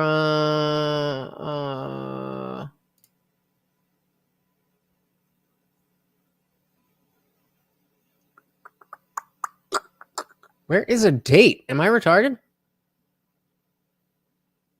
2018. No. All right. Well, this is very confusing. What is her goal here? What does she here do? What would you say you do here? So you just said that kind of makes sense. No one knew Trump until that first debate. It was wild. He went at low energy Jeb and called Ron Paul ugly. Yep. Stephanie Miller says hating us is fine. Don't really care. Hillary says we need to be deprogrammed. Probably I'm gonna have a problem with that. I said shit. Me too. That's what I've been waiting to vote for my entire life. Now, if he had come out at 2 a.m. the night he won and Hillary people are all crying. That was so great. I sometimes just watch that over again. And he had said, woohoo, we won, and then had a heart attack and died. That would have been the best thing that could have happened to this country. Because he had proved he had done everything good he was ever going to do with that campaign. Damn. So it's not clickbait. She did wish his death. And Pence would have been afraid to betray his supporters. No, Trump. Oh, no, I'm not going to build the wall. We'll move the embassy, though. You guys should be happy with that. So speaking of everything died. Like And he your had political said, porn. woohoo, we won, and then had a heart attack and died. That would have been the best thing that could have happened to this Jesus. country.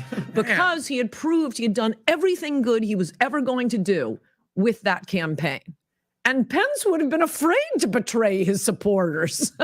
That's a decent point. I don't think Pence would have, if that had happened. I don't think I don't think Pence would have been in a good position to just be like, well, you voted for Trump, but you got me now, theocracy and all that stuff. But yeah, she's definitely an attention grabber. Thank you, sir. Oh yes, that night.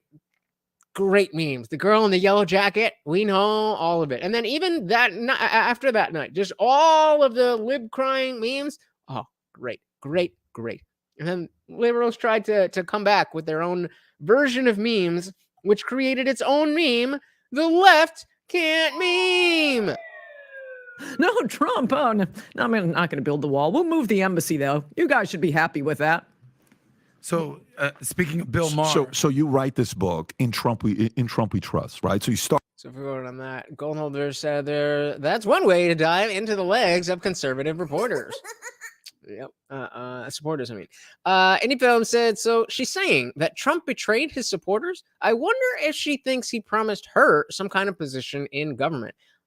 I think that she thinks that based on her support that she was going to get some kind of position in government. And that is why she's a bitter old woman. Start off, you go on Bill Maher. You say Trump's going to win. Everybody loses their minds. There's a book he wrote that I was introducing him at rallies before. Yeah. That. Oh, you were everywhere. You were everywhere. He was banned from. No, he wasn't banned from Fox. I was banned from Fox for supporting Trump. But sometimes they'd be forced to put me on when they were covering a Trump rally because I'd be speaking before him. That's how much I was for him. Yeah, and then you even write this book, In Trump We Trust, right? So, okay, so you're fully on the camp. This is August 2023, which is what, 3 months before, 10 weeks before election time that's coming up. And then he wins, and then you're right. And everybody says, she knew something we didn't know. Then slowly but surely, you're not happy with what he's doing. The comment you just made right now, the best thing could have been he would have had a heart attack, and that was it because that was the highest milestone. Yeah, CT is. I'm right there with you. Bill Maher is literally arguing with a journalist last week about him being a Russian asset. He's still stuck on the Steele dossier. The episode with Sam Harris, that was a great clip with what's his face, Ben Affleck, and especially, but this was before Sam Harris got TDS, so he was a normal person with full use of his faculties. And he was trying to just say there's a difference between Islam and Muslims. And he's saying Islam bad. That doesn't mean Muslims bad. And Ben Affleck couldn't get it. He's too stupid. Sanders said, so that doesn't make her a supporter. It makes her an opportunist. And Trump clearly realized she was crazy and didn't let her into his castle. She's a bitter ex who was never even in a relationship. She's Taylor Swift, but in politics. And got him. That gay sass is sassy. He didn't build a wall. He did, Tel Aviv to Jerusalem. He didn't, how about us? How about us? How about us? At what point did you start turning and saying, wait a minute, what happened to all the promises you made? 10% tariff, Mexico, $20 billion, you could have gotten that money, et cetera. At what point did you say, wait a minute, what is going on here? Before he was sworn in, I was getting nervous. We all were, but still, you want to be constructive. And so I was gentle. I famously, though I told no one, I'm a vault. I can talk to politicians and they never have to worry about, I won't even tell my friends. Wow, so Goldholder says, I feel betrayed by Trump. I was only listening to right-wing media that conveniently forgot to mention the bad things he was supporting, like stop and frisk, red flag laws, bump stock ban, I don't know what EO 13899 is, and I'm not necessarily opposed to stop and frisk, but this just comes down to not a president is not going to be able to. You got it, baby. You got it. And a president is not going to be able to do everything they promise. That's just the way that this works. If you only promise what you know you can do, then somebody else is going to promise something that they know they can't do and win and still not get that thing done. That's not ideal for us as voters, but it is what it is. So the idea that Trump uniquely didn't follow through with his promises, that's just a thing that presidents do.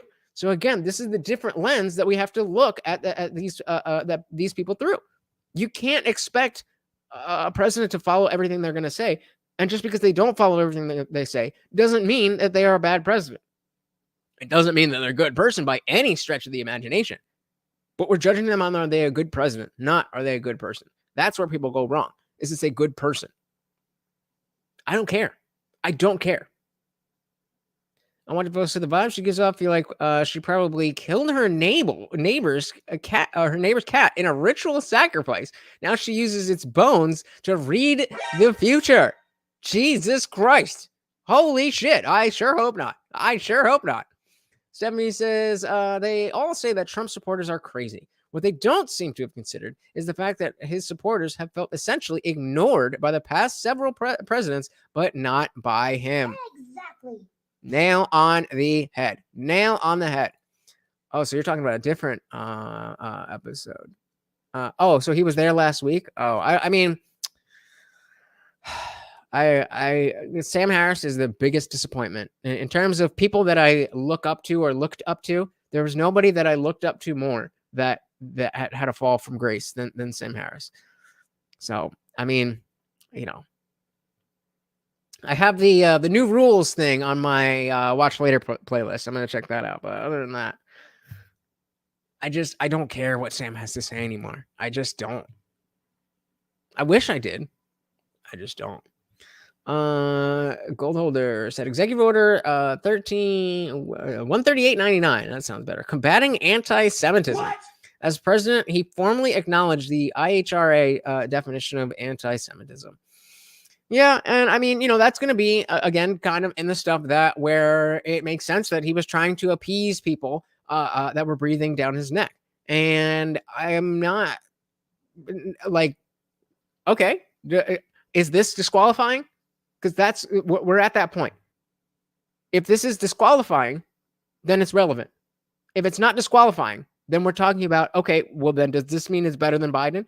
Then it's moot at this point. Once he's back in office, then it's much more relevant to be like, okay, now that we've supported you, now that you're in position, now you better not do this, you better do this, and fuck you if you don't listen. But right now, the landscape is very different. Xander Cruz said, she just said she's a vault, yet she's out here talking dirt on Trump and promoting a book and milking her connection to Trump for fame. Oh yeah, she's a vault, all right. A vault. Xander going hard. Soil said to Goldholder, I think that goes back to if it's 80-20 agree, disagree, it's about as good as it could ever get. And usually isn't that good. Yep. The EO stated if a public college allowed anything deemed anti-Semitism, they would lose federal funding. What? Wow.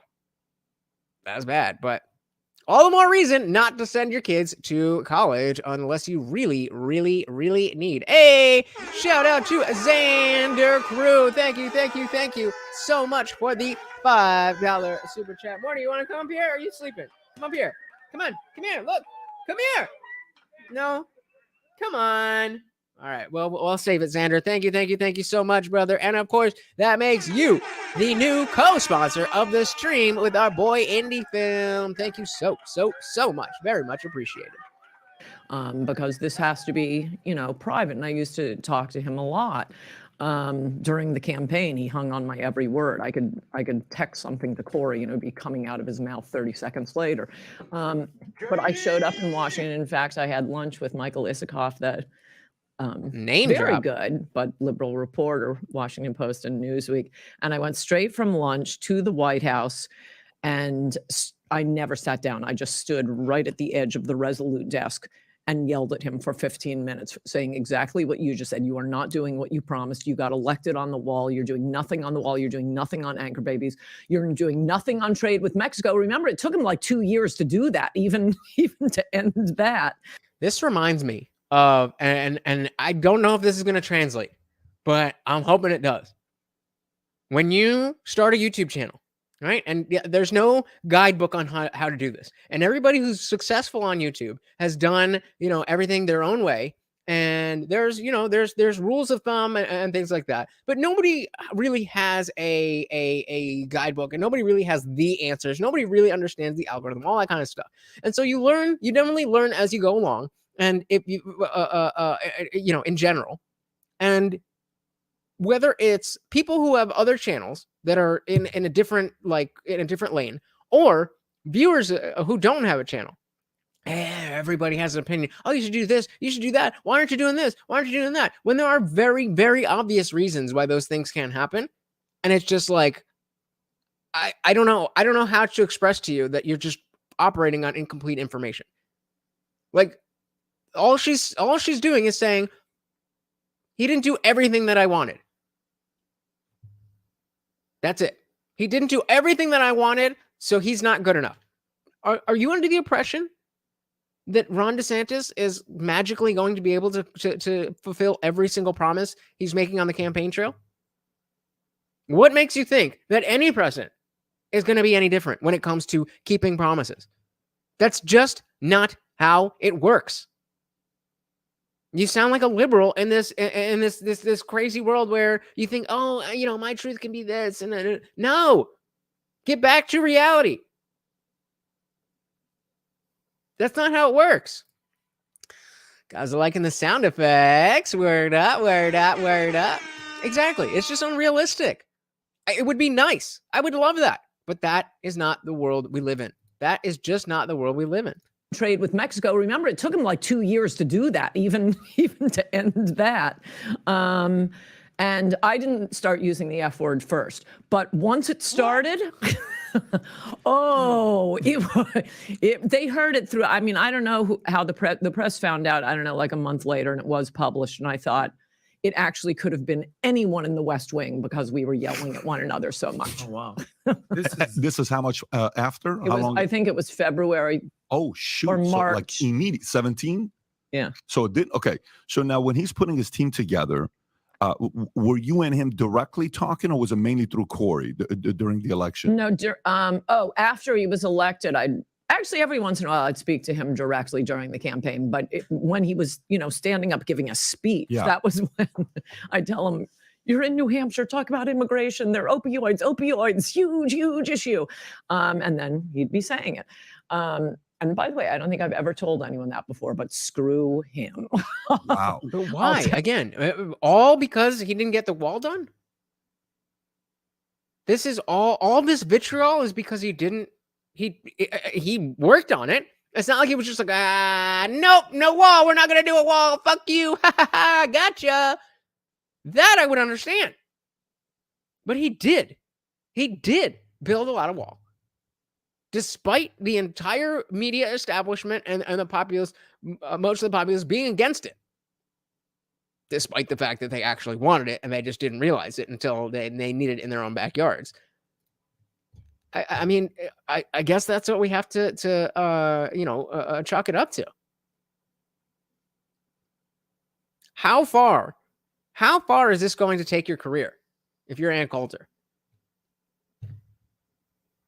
Tell a couple hundred more books?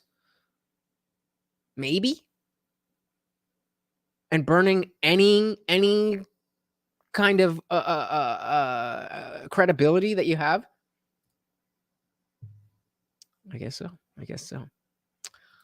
Tell the truth now. And then I talked. That's what I was saying. Exactly. She sounds like a liberal. That's exactly what I was saying. Talked to him a fair bit on the phone, basically for the first year in office.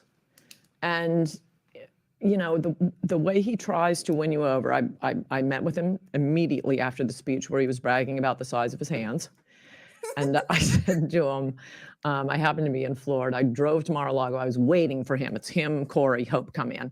and they're eating dinner. Hicks. And I said, look, I'm the only person losing money trying to put you in the White House. You're going to listen to me. No more bragging about the size of your penis at debates. And what he does is he tries to win you over by, charming you and giving you oh, you're losing money here. I'm going to give you something worth $200,000, a membership to Mar-a-Lago. As if I'd ever set foot unless I am yelling at the president or president to be. I mean, that puts the nail in the coffin. As if I would ever talk to the president. That's so beneath me. He's just the president. Come on, man. Well, in that case, it might come in handy. Yeah. Right. Could You have. get right through the front door, no waiting. Oh, sorry. No, it's okay. So that was quick. So okay, so from you're saying the last time you and him actually had a phone call was when? Was it in 17? No. We kept talking. Then he called me and bragged about how even the liberal media. Remember when he bombed Syria and it turned out it wasn't chemical weapons? Again, that laugh. It's like, bitch, you didn't know that. You didn't know that at the time. We were all operating on the fact that Assad gassed his own people. You're not better because you weren't the one who made the order, because you were never in the position to do otherwise. Oh, man, what happened to no more wars? So, Ivanka cried, kids died. So he starts bombing Syria. And remember, the liberal media loved it. Oh, they love when we bomb foreign countries. That was weird. That was a big red pilling for me. And I was like, why are we so happy about this? That was a moment where I was like, that's a little odd. That's a little odd. And he called me and told me how, can you see all the great press I'm getting? And I said, this isn't what you want on, sir. This isn't, it was supposed to be the wall. It was supposed to be our country. Why are you getting us more involved in the Middle East now? And throughout that time, when he was picking his team, he'd try to, win me over because I didn't like some of his picks. They weren't consistent with what he ran on. And I was pretty gentle about it. But he'd always offer me something. Well, I could do something. Oh, you're not on Fox. Rupert calls me 4 times a day. And I distinctly remember I said to him, I don't care about Fox. I don't care about my career. Just hire Chris Kobach for Homeland Security. That's all I want you to do. And he didn't. And by the way, the wall would have gotten built and we would be done with anchor babies and dreamers and the rest of it if he had hired Chris Kobach. So, Ann, I'm so sure. If he had only listened to this one thing that I told him, then everything would be solved. Obviously. Come on. All right, so let's move on to slightly. Let's just play it. I don't even want to. This one's gonna be fun. We don't like this one, and maybe we will make it to the last clip. Let's just dive in. Of course, he was going to lose. The one thing I underestimated, with or without COVID, of course, Ann. of course. Based on what premise? Yeah, I want to know this. Based on what premise? Both Democrats and Republicans all say he would have won. I warned him about this in columns, I think before he was president, maybe right when he became president. Think back to the one-term president. Isn't this the last time? Yeah, last time Republicans had a one-term president. George W. Bush. And why was that? One time at the Republican National Convention, he said, read my lips, no new taxes. And the media tricked him into raising taxes. And his voters said, you betrayed us. You made a promise and you lied. He didn't say it at every single rally, every single day, when everything, your entire campaign is. Again, I get the point. You wanted the wall and you didn't build the wall. I get it.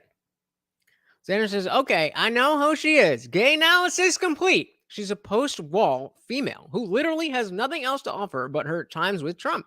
She uses the importance of Trump to make herself important. I mean, if that doesn't take over for comment of the night.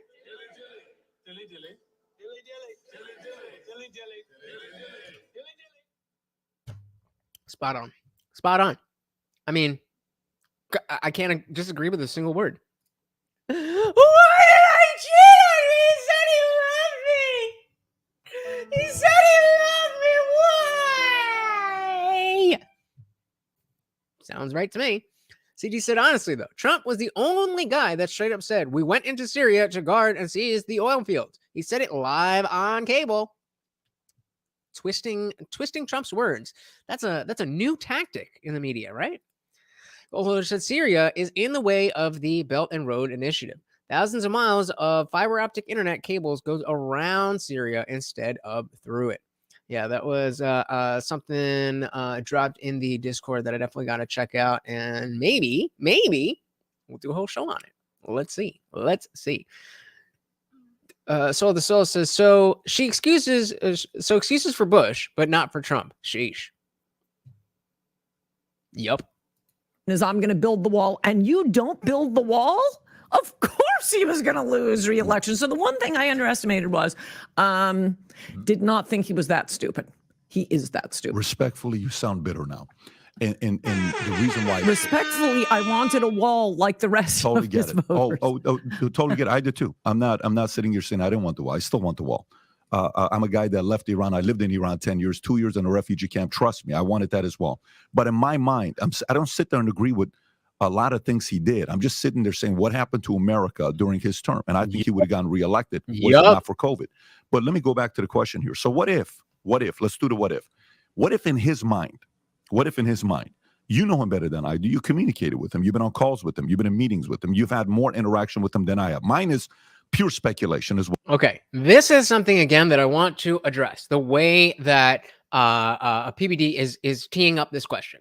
So clearly, he started off straight up. You sound bitter. So now he's going to ask her a specific question, but instead of just saying you sound bitter and ask the question, he's giving is it possible that this happens? And buttering her up. Oh, you know him way more. This is just pure. Watch it again. It's was small. It not, he did. I wanted that as well. But in my mind, I don't sit there and agree with a lot of things he did. I'm just sitting there saying what happened to America during his term. And I think he would have gotten reelected. So here's where he starts. And pay attention to this, because this is how you get to people when you are in the midst of a disagreement. You don't have to only be, a conversation isn't only valuable when you're agreeing with each other. In fact, most times it's more valuable when you're disagreeing. And as CT is saying, it's a softball setup, which it's a softball setup for a not softball question, which is a hard balance and can very have a huge effect on the way that she feels in answering this. So pay attention to how he is teeing this up. Was it not for COVID? But let me go back to the question here. So what if, let's do the what if. What if in his mind? So he's saying, all right, let's play a game. This is so silly that we can entertain it because it's just a game. Let's just play the what if game. You know him better than I do. You communicated with him. You've been on calls with him. You've been in meetings with him. You've had more interaction with him than I have. Mine is pure speculation is what I'm doing. But I'm a person that's body language. I'm watching frustrations of people. That's the world I'm in the last 20-something years. And so now he's saying, I'm a different guy, and I'm speculating this thing, but maybe I don't know anything. Maybe I'm dumb. Maybe you know better than me. You tell me why this is wrong. That is a great way to set up a question to somebody who is not trying to hear your question. So he says, I'm surprised Trump got as much done as he did. He was facing haters from day one. Even before that, they fought him on everything out of spite and tried to get rid of him most of the 4 years he was president. And I would say all of the 4 years. Absolutely. To not factor in the level of pushback that Trump had is just intellectually dishonest. That is such an integral part of the equation that you can't ignore it. You just can't. What if in his mind he's saying, everything that, such and such things I'm going to do second terms, these things I'm going to do first terms. On the second term, I don't give a shit if I get reelected or not. I'm done. Exactly. So you like me, don't like me, I'm going to get all of this stuff done in second term, first term. Let's make sure we get the economy to be scored away. Let's make sure we get the job and unemployment to be good for certain communities. Let's make sure we fix certain things with, Tel Aviv, is, Jerusalem. Let's do ISIS. Let's do Qasem Soleimani. Let's do some of these things. And then second term, we'll do the wall. We'll do this. We'll do that. Hey, Israel might not be in the position they are right now. if that was part of his strategy? What if that's not saying it's the right strategy? What if that was part of his strategy? Well, he should have told us that during the campaign. I'm not going to build the wall first term. No, when I said I'm going to start day one, when I said I'm deporting Dream. That's stupid. That's so stupid. That's so dumb. What would be the value of being like, I'm going to build a wall, but like, wait, you got to vote for me this time, and then next time I'm going to. Why would you expect that a president would run that way? Well, he should have told us. That's a very different thing than saying like Fauci should have told us that when he said you don't need to be wearing a mask, that he was purposely lying because he wanted to keep the PPE for doctors. That is when you should be honest. When you already have your position, when your position is to report reality. When you're running for president, it's a different game. I understand that you don't like it, but welcome to America. You've been involved more deeply in a lot more elections than I have. So you know this. Dreamers day one. No, what I meant was day one of my second term. So A, don't lie to us when you're campaigning and getting our votes. B, Okay, so then let's go with the candidate who is not lying when they're campaigning.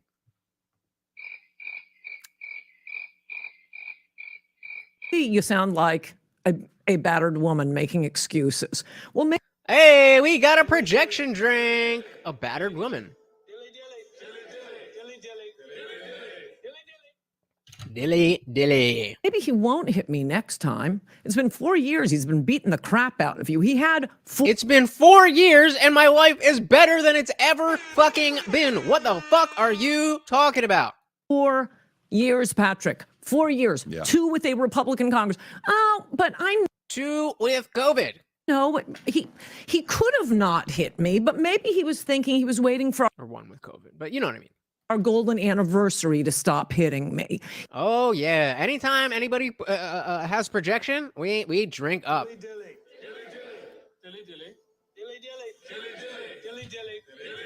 Dilly, dilly. He was just waiting for that perfect time. No, he had 4 years. He didn't build it. I don't know what other proof you could possibly want. But didn't they? I mean, they did start He did building it. nothing for 2 years. There was zero. Yep, Xander, I can almost guarantee that she does not give a fuck about the border wall this much. She's bitter and jaded. Trump did not elevate her, and needs money. Did not elevate her, and she needs money to make it through retirement. Yep, I mean, get married, ladies. Get married while you're young, so that you don't turn into Ann Coulter.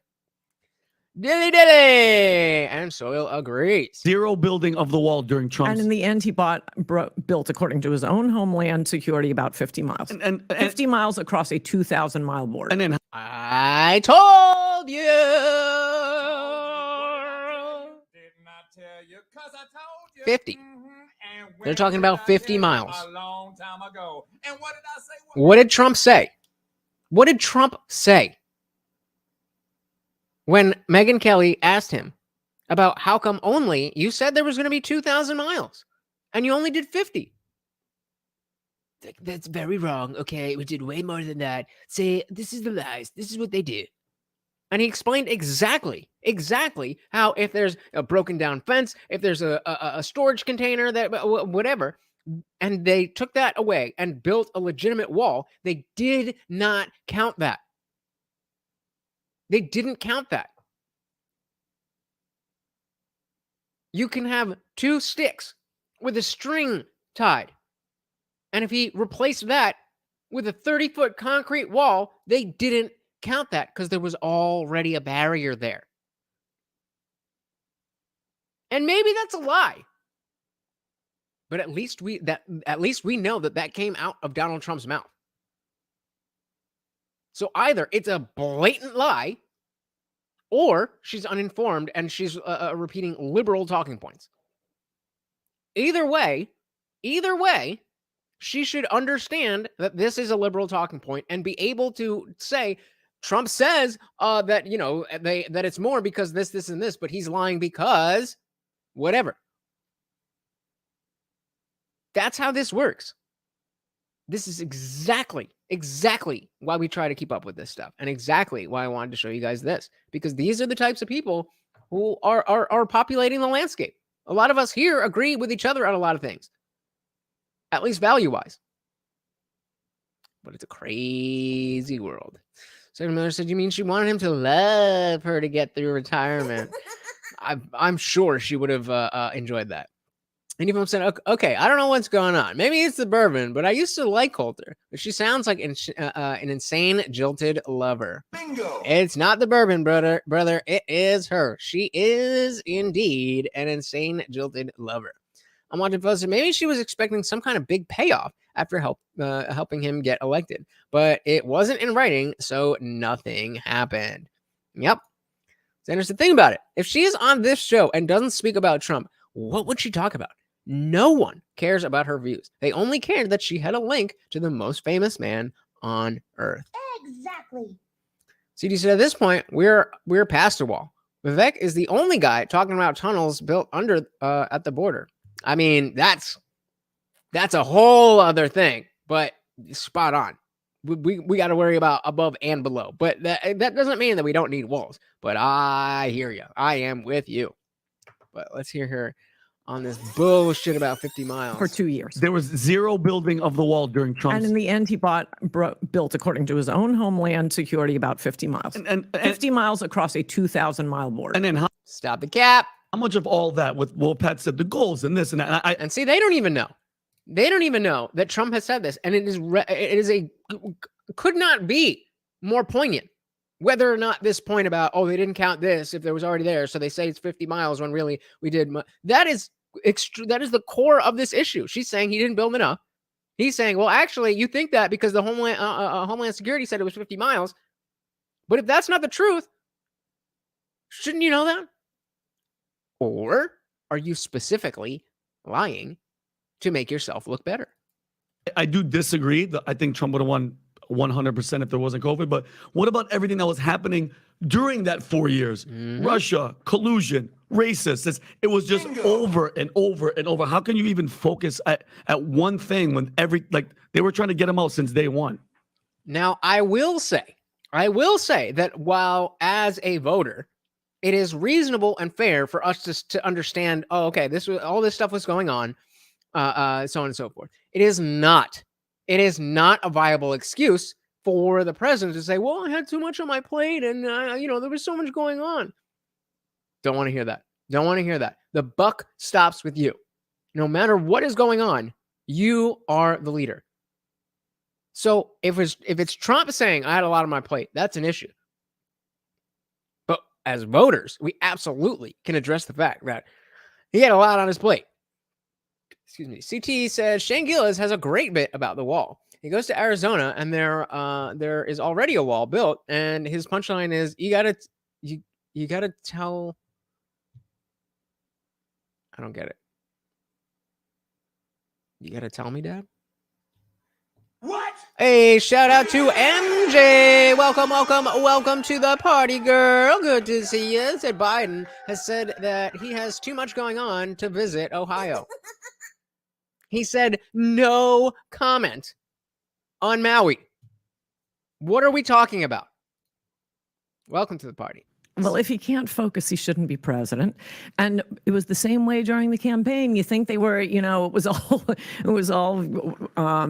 wine and roses during the campaign. It was one thing after another. The Mexican judge, the Mexican rapist. Exactly. So if you're saying that he can't handle all of that, then he shouldn't be president. Like, okay, but then you're the one who saw him dealing with all of that and said he should be president. Yeah, if anybody forgot, it's that East Palestine, not East Palestine. But yeah, he was just like, bug it. Don't give a shit.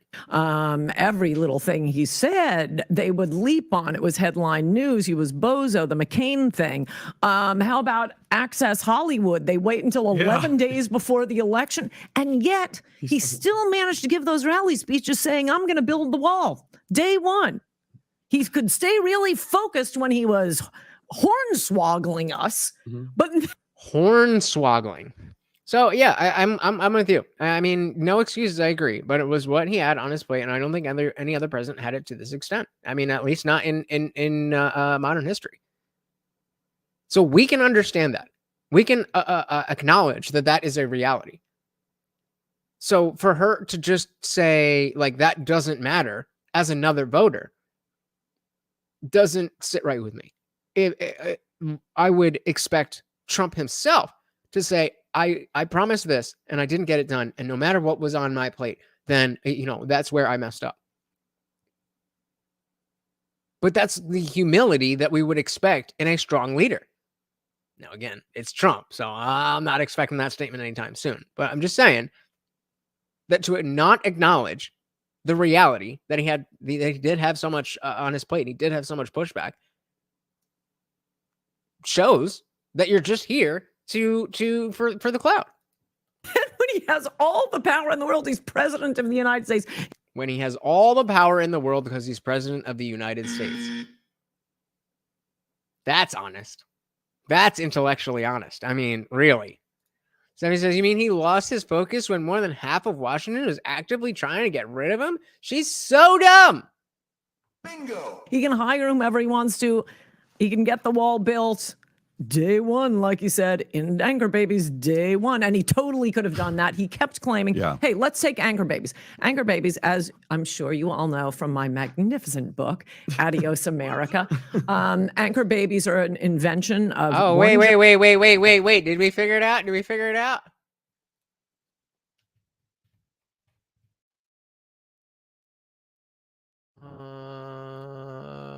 We got a new book. What was it called? Adios America. No, okay, 2016. That was the other one. She looks young as hell here. Yeah, this is 2012.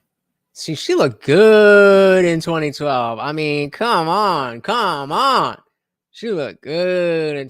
She had thin lips. But other than that, all right, so maybe, she don't even have a new book.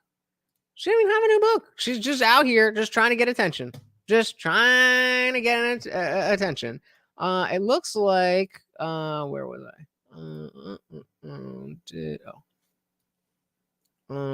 It looks like she has all books. Okay.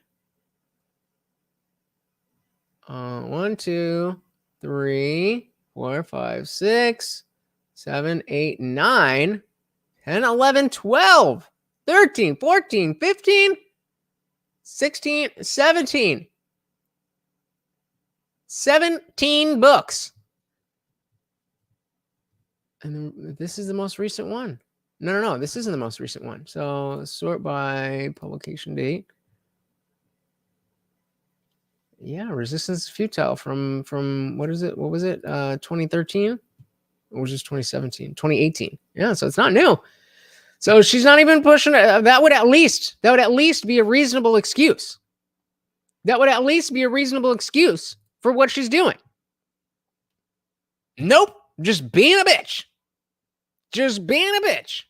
I believe I don't know if she was on like a staple, but she's been, a talking head on Fox News a lot. Hey, shout out to Zippy the Strange. Welcome to the party. I don't think she was a host. I think that she's just been, she's had a lot of books. She's, the firebrand kind of person. So when they need somebody like that to, push out the rhetoric, there's your girl. Xander said she makes money off being non-political for shock factor. She copies Trump because it works for him, but he's genuine and she's an opportunist fraud. Well said. MJ's never liked her. Yeah, I never did either, but I was just anti-Trump and she was for Trump. So I just was, not associating with anybody who liked Trump. But I guess broken clock is right twice a day, eh? Justice on the Supreme. Let's see where we're here. babies. Anchor babies, as I'm sure you all know from my magnificent book, Adios America. Anchor babies are an invention of one justice on the Supreme Court, Justice Brennan. Really, it's not even part of the holding. It's dicta, as we lawyers say. She's not entertaining, right? She's not entertaining.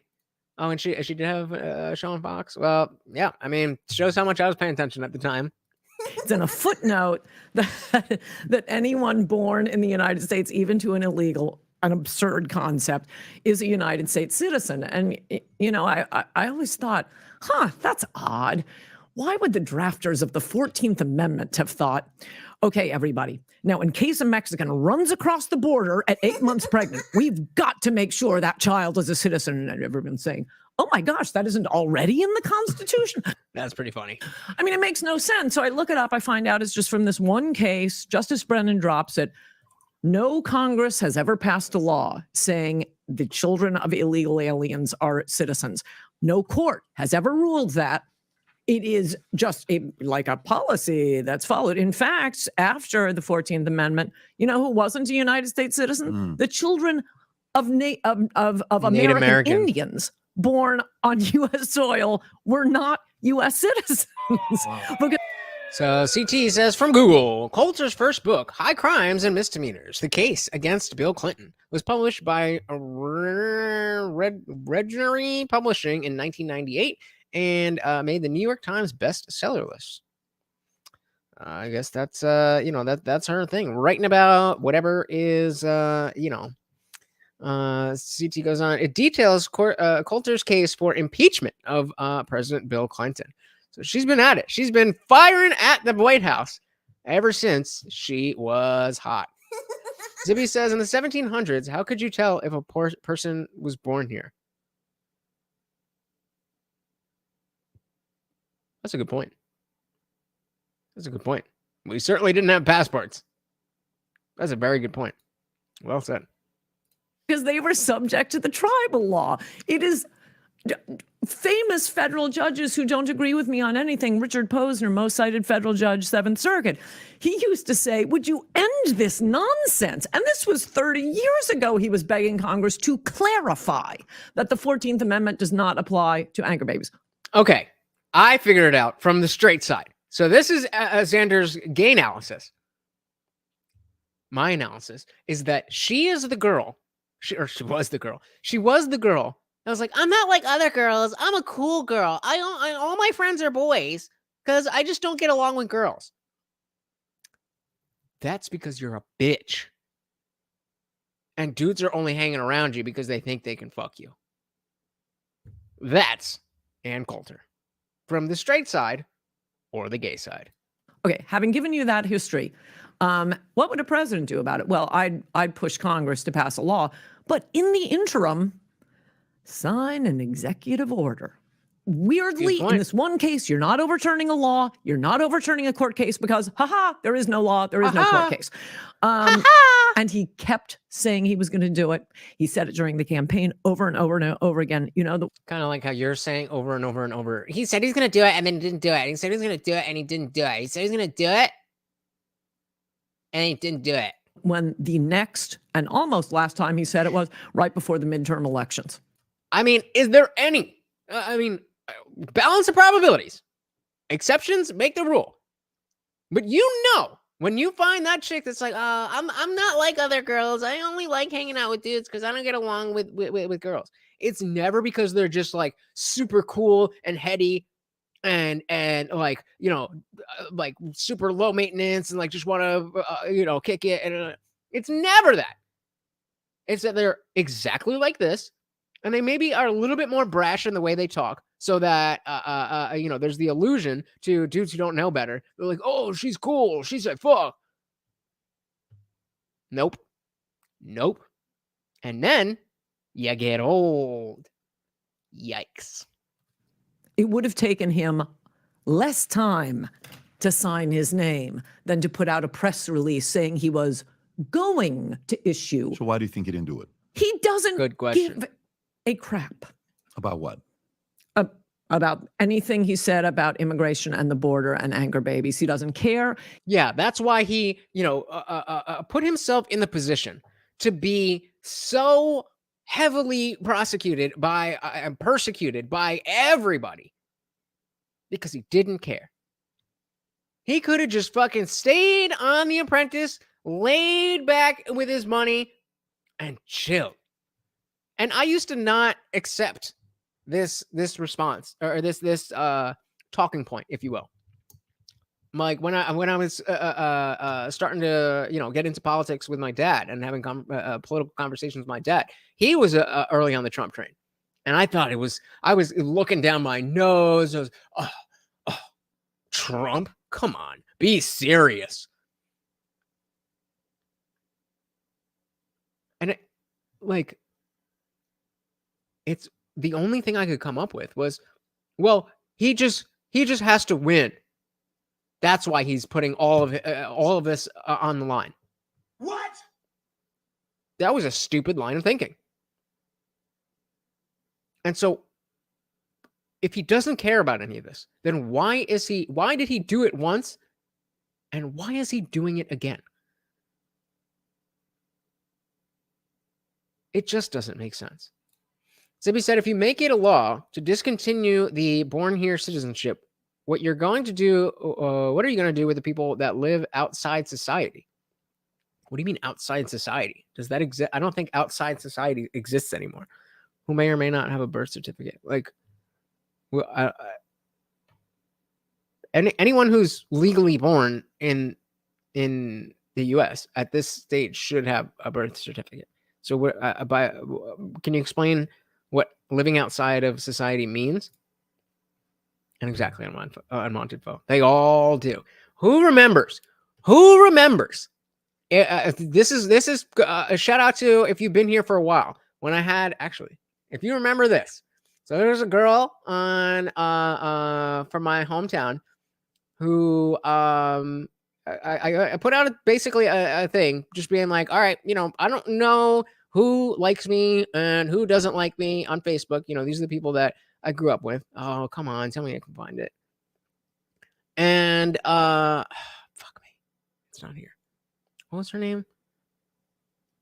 And I just put out this thing. It was like, look, I don't want to force. Oh, here we go. I don't want to force my anything onto anybody else. I just want to know, like, I'm doing my show. So if you want to be my friend, then just show a little. Just show me that you're interested in something that matters to me. If you don't, that's totally perfectly fine. But just understand that I'm looking. So I put that post out, not to this girl directly, but this is what I got in return. And this is the type of attitude that you get from one of the boys, girls. Lunch. Oh my God, you make me fucking laugh to the fact that my areolas are gonna fall to the floor. Jesus Christ, I could go full nutsack reading your shit. Dead ass. And I'm just joking. I'm busting your balls, so please don't take this seriously. I'm a ball buster. When have you ever given me a chance? You have told everybody you can't fucking stand me. You never liked me. Who the fuck are you to tell me that you expect me to give a fuck about your life? You never gave a fuck about my life off rip, bro. So, I mean, you get the point. But exactly, like, completely misunderstanding. Like, no. Not saying you have to give a fuck about my life. I'm just saying I'm not reaching out to anybody who's not going to, reach out to me. And I don't know who is down with the get down or what. So I'm just putting it out there. If you want to fucks with me, come on over to the channel, leave a comment, leave a like, one comment. And then I'll be like, all right, word up. Let's continue our friendship. If not, totally fine. And what did we get? Bro. You fucking bro. And I mean, yeah, the Jersey, New York accent is hard there, but it's more than that. But yeah, so that's what I was asking with Zippy. Even if they live in a tiny little village, exactly. Andrew said how citizenship works. Is children born outside of U.S. territory take the citizenship of their parents. We are definitely all owned by the machine. The Amish, for example. I don't know. I would just I guess I genuinely don't know how they. I mean, they must have some sort of like I would be amazed if the government would just be like, "Oh, you're Amish? Yeah. You could be totally off the grid." That seems sus. There needs to be. I would imagine that there needs to be some type of.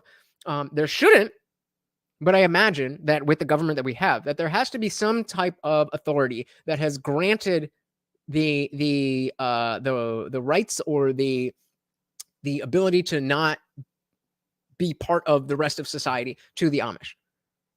I would imagine they still have yeah, I mean they definitely have records, but in terms of proof, having legitimate documents, birth certificates, I have to imagine that there's something there. There's no way that they're just letting an entire population of people just do whatever and not keeping tabs on them. I don't know. This is when you make a rule, you have to look and see how the system and or malice people will abuse or corrupt that rule. True. Xander said, bro, run, not the smoker masculine voice. Bro, if you had a look at what that looks like, there's no warning necessary. Somebody says, tell her sorry. I didn't mean that to send that to you. Nope. I 1000% meant to send that to her. And that came after like, so she was saying the same thing that she was saying, bro, you never give me a chance. Da, da, da, da. And so I tried to explain again. I said, no, me reading from here. No, LOL, this is my point. I didn't call you out. I didn't say I don't like you. I said people don't support my work. Do you support my work? Then what are we talking about? If you feel personally victimized by the fact, as I stated, I continue to give everyone a chance. You can show me that you actually give a fuck about my life, which I don't expect you to, because you don't owe me. You don't owe me that, and that's okay. But don't wonder why I get why I feel the same way or get mad about it when you probably haven't thought about me in the past year. Like, it's fine. And then you can see. Oh my God, you make me fucking laugh. Same thing. So I mean, that is Ann Coulter. That is Ann Coulter. Where were we? Xander said, I'm sure the Amish is regulated, and even if they aren't, we know who the Amish are, which what they look. Yeah. I mean, that's an interesting question, though. Interesting question.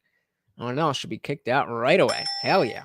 CT said, I've worked with and been friends with great people here under Title 8. The argument is nuanced. I can't agree with blanket Title 8 reforms. Fair enough. So we say government ignoring large swaths of the populace is what the government does best. Yes, but to benefit them, not to allow them the swaths of people to to benefit. They'll ignore people like the people in East Palestine or the people in Maui, not the people that they want information. I wouldn't know. Never hit that. Never went anywhere near that. Had no interest for obvious reasons. I mean, giant titties, but that is it. Says there are legal migrants waiting on lists, paying thousands to do it right, the right way. Let's prioritize them. Completely agree. All right. Let's see where we were here. Again, guys, we are passing the 2.5 hour mark. If you want to keep the party rolling, give a crap about what? About anything he said about immigration and the border and anchor babies. He doesn't care. He wants to, it's all The Apprentice to him. He wants to be beloved. He wants to be able to sell stuff. He wants the crowds cheering for him. So as long as he says it, I mean, he's as dumb as the media is. They both seem to think that once the words come out of his mouth, it's as if he's done it. So, projection drink. It's as if once the word comes out of your mouth that it's actually a real thing, but it's not at all. MJ said, have we talked about the issues on the census of 2016 and the census 2016 and 2020 census and what the government ended up doing? No, I'm not sure what that is. CT said, cool. Congrats on figuring out the Discord payment structure. Glad I got in Friday. Hell yes, that is right. Everybody who joined in time, I gave you guys plenty of warning that once we reached a certain number of the Discord server, that we would close it off. So I didn't close it off completely. There is still a chat channel that is available to you 24/7 if you want to be in the server. But if you want so let's do this.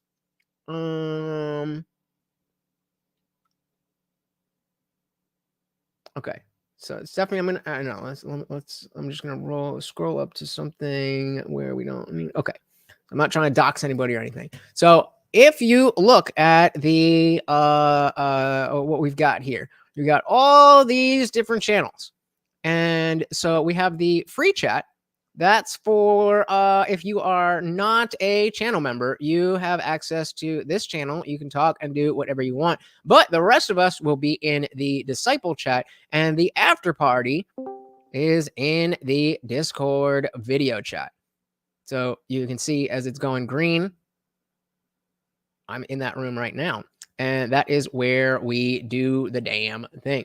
So if you are interested, then sign up at the disciple level or higher. The disciple level or higher, and you will have access. That simple. Just send me a DM and you will get the permissions for everything. But like I said, the free chat is free. And you'll definitely, find some cool people there, but you want to be in the disciple chat. You definitely do. CD said, I think that's good for growth. Get them in for free, and then we win them over with witty banter. Exactly, right? I mean, I'm already doing a free show here for you guys. I gotta make money somehow. I gotta eat. So he gets attacked as if he's done it. He feels like, oh, well, that's done. I said I'm going to do it. Well, I said Trump's bad, so that means that it's true. So then you think the big poll lead that he has right now on everybody else, all those guys that support him are dumb. You're saying no? I'm saying he's that's what you said before. What are they happy about? Think what they're happy about. Like, why are they doing it again? I don't know. I could be wrong. I think a lot of it is hatred for his enemies, and I understand that. I mean, that's why I think a lot of us really liked Sarah Palin, who had a lot of flaws, and yet it's the enemies of my enemies. And oh my gosh, are the enemies of Donald Trump easy to hate? And have you ever been married before or no? Mm-mm. Did you ever get close to getting married? Mm-hmm. What? So this is getting a little personal. It is getting personal, and it's very endemic of everything else that we're seeing. I'm gonna ask a different, and I'm gonna ask it from. And by the way, again, I think this is sexist. Oh, the Christie point. I think it's sexist. When I was for Christie, they'd all say, "Oh, chubby chaser." I didn't even know what that meant. It's like girls who like fat guys to have sex with. No, this isn't. Yes, that's what a chubby chaser is. A sexual thing. I want a wall. My social life is fine. No, that's not what I'm asking. But the she's high on the delulu that she is still relevant and still sexy. Part I'm asking is, when you're saying this is getting kind of personal, it's a question. You don't have to answer it. You can simply say, I don't want to talk about it. I'm totally okay with that. No, I feel, certain people are very hard to please. I'm not hard to please. Well, defensive much? All I said was that there's some people who are hard to please. And yes, you are hard to please. Clearly, from this conversation. I didn't get a look at that, but maybe 10 years ago. I don't know about now. Let me make my point. So, for example, I've had relationships this is where the craziest thing I've ever heard. He runs on building a wall. Yeah. 4 years he doesn't build a wall. No, it's fine. Oh, you demand everything. No, but I would can't please this woman. I would. Are you? Yeah, it's only like we've gone through the list a million times. We went through the list a million times with the no new wars and the Paris climate accords and the economy. I mean, come on. Mad? No, I'm not. I'm just watching you. Listen to this question. So for me, I feel like there are certain people that you have to be very careful because they're either super gung-ho about you and like I've dated girls where relationship was unfreaking believably high peak. The peak was so high, it doesn't make any sense. Gentlemen, if you know, you know. Right on how high the peak was. Like, this is going to be freaking insane. But dude, talk about the low. The low was painful. You needed 15 therapists and friends and sponsored by tequila and vodka and whiskey to be able to tolerate the shitty low you would go through with this girl. And I'm like, I can't tolerate this shit. And I've been around the block. I'm like you when you were talking about, first I wanted this girl. So, Makes sense. I wasn't the innocent one. Eventually, I'm like, dude, I'm shutting it down. This is it. I want to build a family. I want to have a different kind of a life. And I never thought I was going to get married. I thought I was going to stay single for the rest of my life because no one was going to make me happy. And then I sat there and I said, is it going to be 100% of everything across the board? And then that's it? Sounds like it. That's exactly what it sounds like. She wants him to grab the shovel and build it himself. That's exactly what it sounds like. Now, actually, it sounds like this is a convenient reason to blame all the stuff we were talking about before about how she didn't get famous, she didn't get a position, she didn't get any of that, and now she's bitter. She's a bitter ex, and that's just a convenient excuse. Also, yes. Is it gonna be like they have to give me that's it, and then I'm not gonna look at all the other stuff? You're clinging on one thing that I'm also not happy about. I wanted the border. I'm also not happy about that. By the way, I said shit. Me neither. A lot of the things he ran on, he should have done all of that stuff. He has to answer that question. A person like you has to give that question to a moderator in the what do you call it, in the presidential election that's coming up. Someone has to pose that question. Sure. I want to know what his answer is going to be. I'd like to see some other people that are his friends ask questions like that, A. Hannity and others, to actually ask those questions because I want to know. But at the same time, I don't know if any presidential candidate is going to be able to please Ann Coulter for 8 years. I don't think that's possible because I think that person is going to have to do everything you want them to do to win your favor. And it is so attractive to get your support because during the election, there were certain people that are superstars that played a role of Trump winning in 2016. I think you're one of them. So before he moves on from that, the idea that he's saying no president is going to satisfy her for 8 years. That's exactly right. And so what that boils down to is, you're not going to be happy anyway, so your opinion doesn't matter.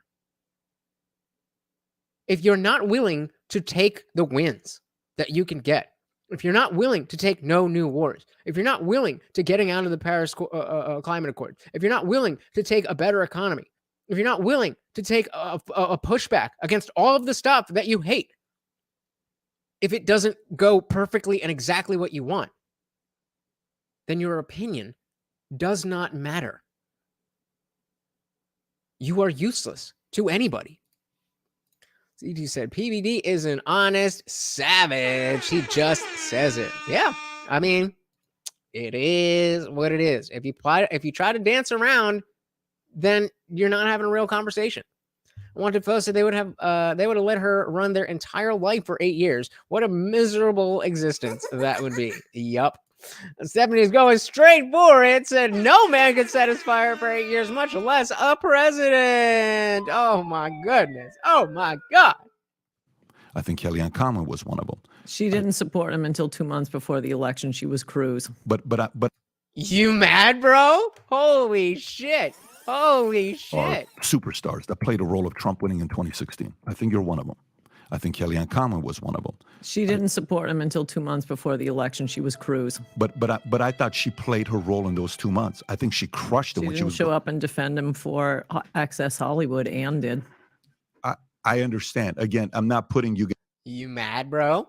She said, to be fair, and remember, I don't like Ann. If that is her one issue, if she's one issue voter and that's her issue, and he didn't follow through with that one issue, I see how I see how I would be saying no. But again, then the response is that you think you're going to get that wall more with Biden. And I mean, granted, what he said. If that really is the case, and all you care about is the wall, and now you hear Biden saying the wall, then I expect to see you championing Biden. That's what I expect to see. Come with that same energy. The same energy you have for Trump. Now that Biden's all for the wall, if that's all you care about, then you should be Biden all the way. Something tells me that's not going to happen. Xander said, Ann Coulter is the definition of a modern woman who won't settle for a guy who is 90% of what she wants and ends up losing out entirely and dying alone with a cat waiting for Mr. 100%. Yup. And it's sad. It's sad to see. She is a victim of the times. She is right at that age where you would expect her to be looking for Mr. 100% at age 50 or whatever she is. It's very sad. Very sad. Exactly. But if this is her, if this is, again, what MJ is saying, if this is her one issue, then that's the only, you vote based on that issue. And you're saying, well, Trump promised it and he didn't give it. And now Biden's promising. So stands to reason, if that's the only issue you care about, then you would vote for the people who are saying that. Goldner said, I don't know about that one. It's like the Israel-Palestine conflict. We don't have to pick a side. Fair? Then we said, Ann is a bit of a fake grifter. Well, maybe not a bit. What? If both parties are corrupt, we got to figure something else out. Yeah, but that's a whole other thing. If that's the angle that we're taking, that's much more of a revolutionary position. And I just think that we're in a position specifically because of Trump, where we don't have to be revolutionary because we have something so drastic on the table. It's right there. If both parties are so corrupt that we need to figure something else out, and you believe that so much so that you won't vote for Trump because he's running in the Republican Party, then you don't care that much about how corrupt both parties are, because Trump is specifically that's something else. Hey, shout out to Mike. Welcome to the party. Said Biden better not send troops to Israel. I like Biden, but I will be pissed off if he does. Well, if Ukraine is any indication, it is only a countdown, and I wouldn't be surprised if there's already boots on the ground. But welcome to the party, brother. Good to see ya. MJ said, isn't RFK Jr. going independent and talking about a wall too? He hasn't announced yet, but that's most likely what's going to happen. Golden said, but that's Trump's role, to be the fake revolutionary leader. Well, exactly. I completely agree. He's that's a great thing that we can have this revolutionary leader that's not really revolutionizing much of anything except, getting us back on track to so that the next president can pick up where presidents, of the, Reagan era and before, what they were doing before this became so much, not saying it wasn't then, but so much of a popularity contest and a theater show and whatever the fuck else you want to call it. See, I think it's easy to forget the uniparty of this country. Just because they argue at face value issues, they still completely align on drastic issues. Yep. So if your position is the uniparty is so bad, then Trump is your only option. Your only option. Sanders said, if you like Biden, you should be volunteering for whatever stupid decision he chooses next. Those of us who see him as a brain-dead puppet don't want to have to follow his foggy lead. Yup. Golder says, I guess a change in mindset for the public is better than nothing. Absolutely it is. Absolutely. Don't forget that politics was always meant for incremental change. It was always meant for incremental change so that we didn't have these huge swinging changes that we're seeing today. The purpose was for it to be very difficult to change how things work so that it is, so that we're really following what the people really want. We're only going to change this thing if people really want it, because it's not easy to change. So if we go through all the, jump through all the hoops, then people really must want it to change. Otherwise, you're just going with the flavor of the week. He said Reagan was hella fake. Introduced us to the drug of globalism. Neocons are bad. I mean, you're not gonna sit and hear me sit here and hear me say that I love any president as a person. Again, they're all hella fake, Zippy. This is the point. Being fake is not a disqualifying thing for a president. In fact, it might be a qualifying characteristic. You can't make it to the White House if you're not hella fake. So talking about whether somebody is hella fake is moot. It doesn't matter. In that fakeness, are they doing things that actually benefit society? That's all that matters. That's all that matters. Sanders, if you voted for Biden, you deserve to be drafted and have all your money sent to Ukraine. All right. Mike says, Xander, that makes no sense. So if you like Trump, have you volunteered for any decision he made when he was POTUS? Good question. He says, Trump ran as a no-war president and fulfilled. Biden was an obvious warmonger, and you voted for that. True, but that doesn't answer the question. Have you volunteered for any decision that he made? I don't know what that would look like, but I don't know. I'm just saying globalism was started after World War I for the U.S. Yep. Guys against each other on who's more than the other one. Your method of going out there and going after the enemy, you're fearless. You scare the crap out of the enemy. You're not a person that people sit there and like, you make people on the other side shake. Yep. Okay, so you played a role, she played a role, other people played a role, okay? But then we come to now, you're clinging on one thing, okay? It's more than one thing. Then unpack it if you're saying it's more than one thing. What other thing? The only thing that you've talked about is the wall.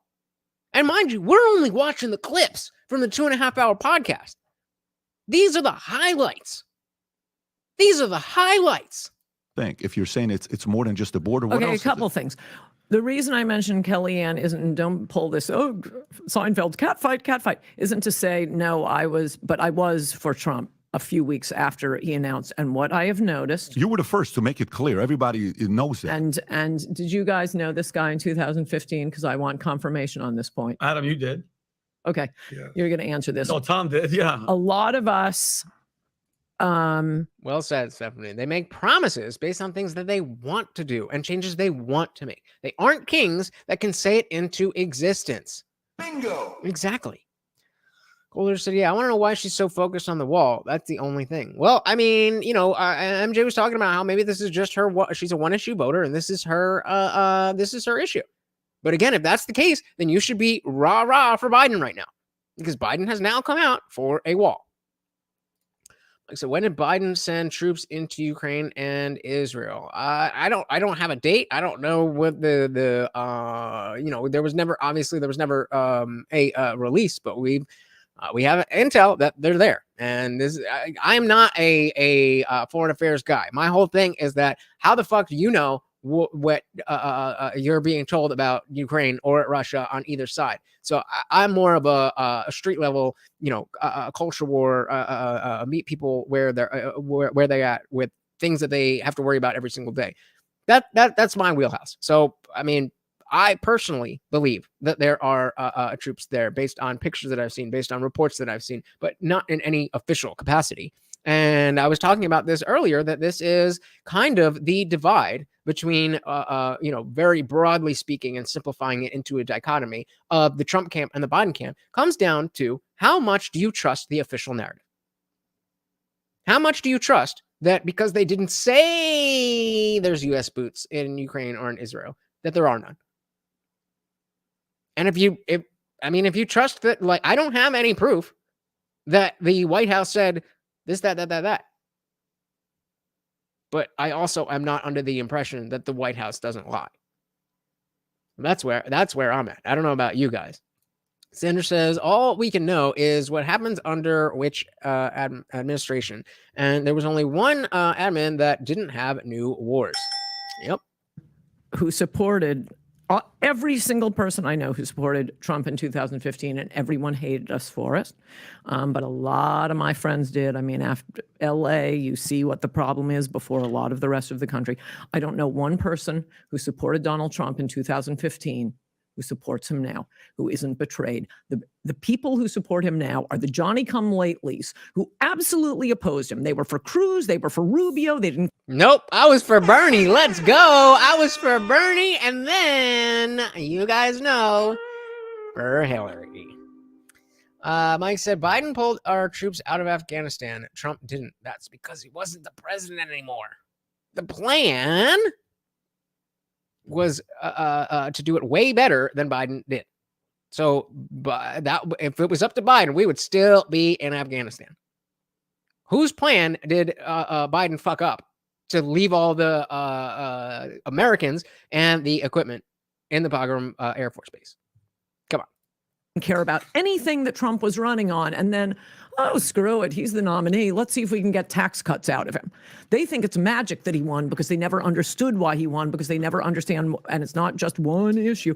It's whether our country continues to exist is the issue. And okay, but that's still one issue. As for your ex-girlfriend, you needed therapy and tequila, and low was low, and it would go on and on. And on. Now I understand why you're sarcasm. Now I know understand why you're willing to put up with Donald Trump, because I hit that and I'm out the door. Yeah, that sounds good. Yeah, that does not surprise me. I hit that and I'm out the door. You fucking whore. Get married. What are you doing? Saying that it's a good one-liner on what you're saying, but you still sound bitter and frustrated. Look what happened with a guy named Trevor Bauer. That is just an insult. It's yep. What is? You're not getting me. This is like being called a racist all day. No, it's not. I'm not. That's not an argument. I keep making arguments, and you keep saying you sound bitter. You got to come up with something other than you sound bitter. Well, you do though. You do. So do you know what happened with Trevor Bauer? Do you know this guy named Trevor Bauer? Okay. Shout out. Tom, did you see what happened with Trevor Bauer yesterday? With the story Wait a second. You guys heard about Trevor Bauer, right? And the girl who straight up just lied about him. I mean, it's easy to lose these, to lose these stories as they pile up. But Trevor Bauer, the most recent Me Too, false Me Too. In there. I didn't get an answer. Did he support Trump in 2015? Well, 2015, not 2016. Whether it's him or him, I will say this. You said something actually very shocking that we should address. You're saying you don't know one person who supported Trump in 2015, 2016 that is still with him today. I'm in my circle, yeah. Well, that's quite a qualifier. In my circle of 6 people who are too scared to say anything that I don't agree with. That's a whole different circle. Yeah. How big is your circle? What difference does it make? What are you going to say? It makes a big difference. Small circle. It makes a big difference. If you're talking to 6 people and you all agree on one thing, that means literally nothing. Now, I'm not saying that you only know 6 people, but to say that it doesn't matter what size your circle is when you're saying when you're qualifying your opinion based on your circle, what are you talking about? She's got contacts from everywhere. Nobody's denying that. We know who Ann Coulter is. Okay, so let's say it's a couple hundred. Let's say it's a couple thousand. Let's say it's 10,000. Okay, even publicly, I can't think of anyone. I know so many people that were with him in 2016 that are unanimously still with him today. And don't believe me. Put a 1 in the chat if you were if you voted for Trump in 2016 and you plan to vote for him in 2024. If both of those things are true, put a 1 in the chat. 15. Don't believe me? I said 2015. 15, 16. What's the difference? It's a huge difference. That's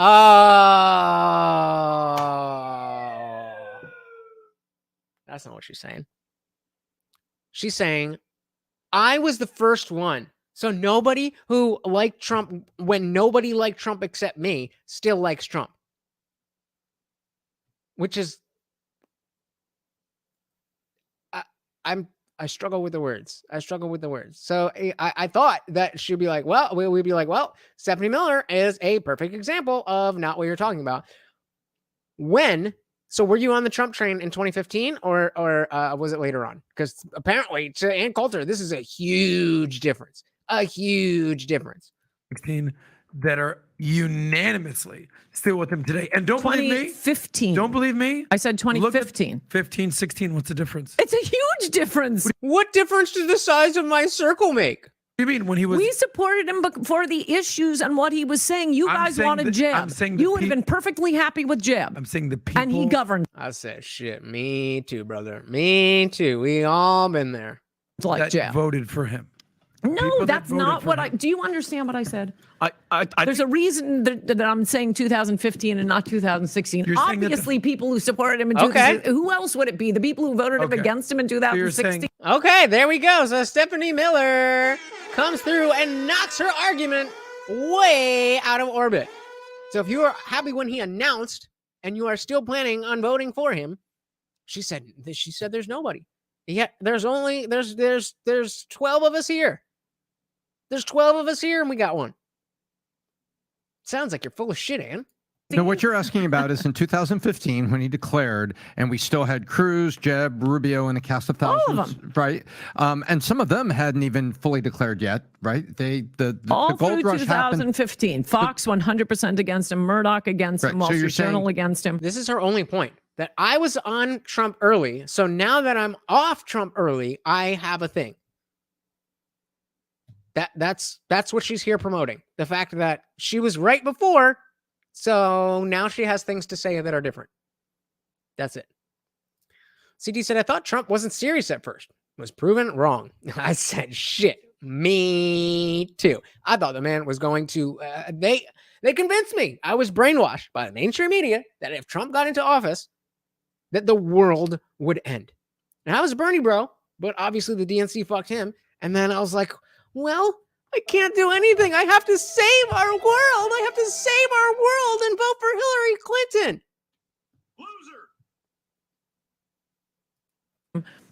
Did you support him when he declared in 2015 and where you had the slate? And to your point about name recognition, everybody thought that Jeb was going to roll. And at Thanksgiving, 140 million, they won. Yep.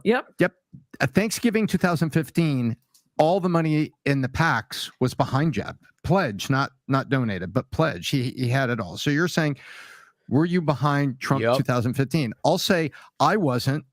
It's a big red flag for me, but obviously not big enough. She has a thing? That's what he said? What? Sanders said, I voted for Hillary because I fell into the feminist propaganda that it was a woman's time. Oh man. At least I wasn't that far gone. I really just thought, the world was going to end. I really did think that he was just going to, set off nukes and I don't know. I don't know what I thought. There's all these men have screwed the world up and she'd be different. Oh, how foolish. We live and we learn, right? We live and we learn.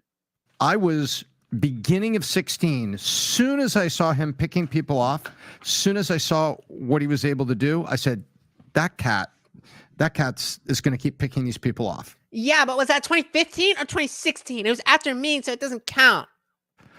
And so, could I say so one thing? I was early 16, but I see what you mean. It's like when he declared, were you with him and saying, this is my guy? Or Not just June 15th. I'm giving you 6 months to come around. He kept talking about immigration. And I would add that you think he's a good debater because, and I looked this up and wrote about this recently on Substack too. It's easy to forget because he did kind of change the whole campaign, sort of changed the landscape. Republicans are afraid to say some of the stuff they used to say. Everyone on that debate stage with him was open borders, and they were all attacking him when he came out for the Muslim ban. Paul Ryan, the rest of them, that's not who we are.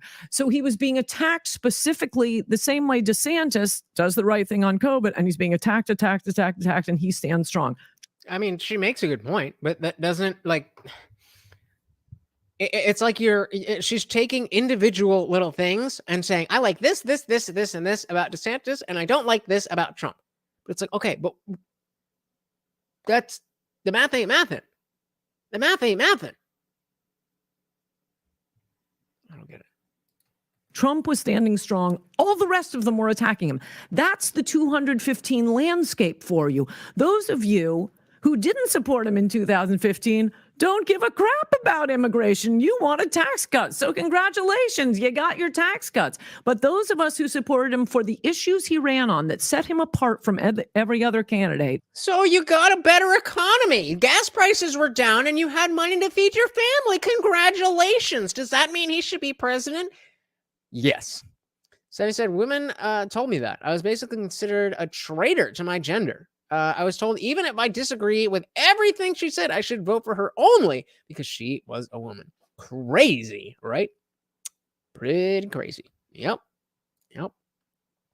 Not crazy. That is how modern feminism works. Group cult-like domination. Yep, you got it.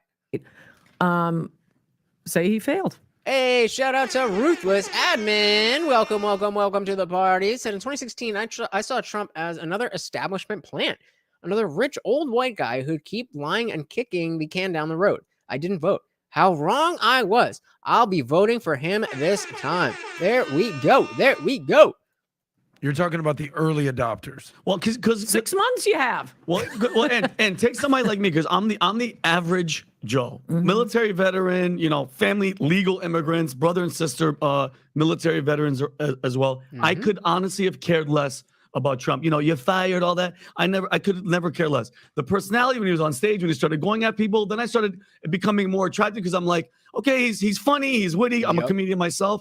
But then I think once seeing what they did with, the collusion, the Russia, and that he risked, and I got into it with Steve Schmidt big time, where I was like, because he's just Lincoln Project, it's all BS. I go, this guy sacrificed everything, wittingly or not wittingly, pulled back the curtain and let us all see what they were doing. So it's like, and again, I come back to this question of why. Why would he do that if he didn't genuinely care?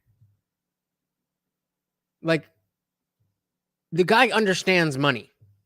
If nothing else, he can be a little doofy on a lot of things, but he understands money, and he understands, and he understood at the time that would cost a lot of money and it would hurt his brand a lot, but he still did it.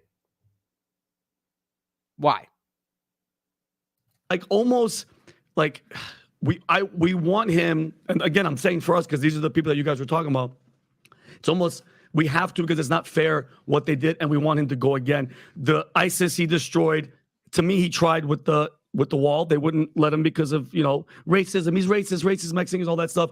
I'm that average person that's like, I'm sticking with the guy that I went for the first time, and I want to see him try to accomplish all those things the second time because from the beginning it wasn't fair. I'm that average person that was with them from 2015 because once I started seeing him, I was like, it's Trump. I'm from New York. You're from New York, right? And I wanted that guy to win. So it's like I'm that average person that's still sticking with him to this day. There you go.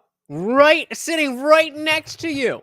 Oh, in my circles, nobody who never will. They all hate him now.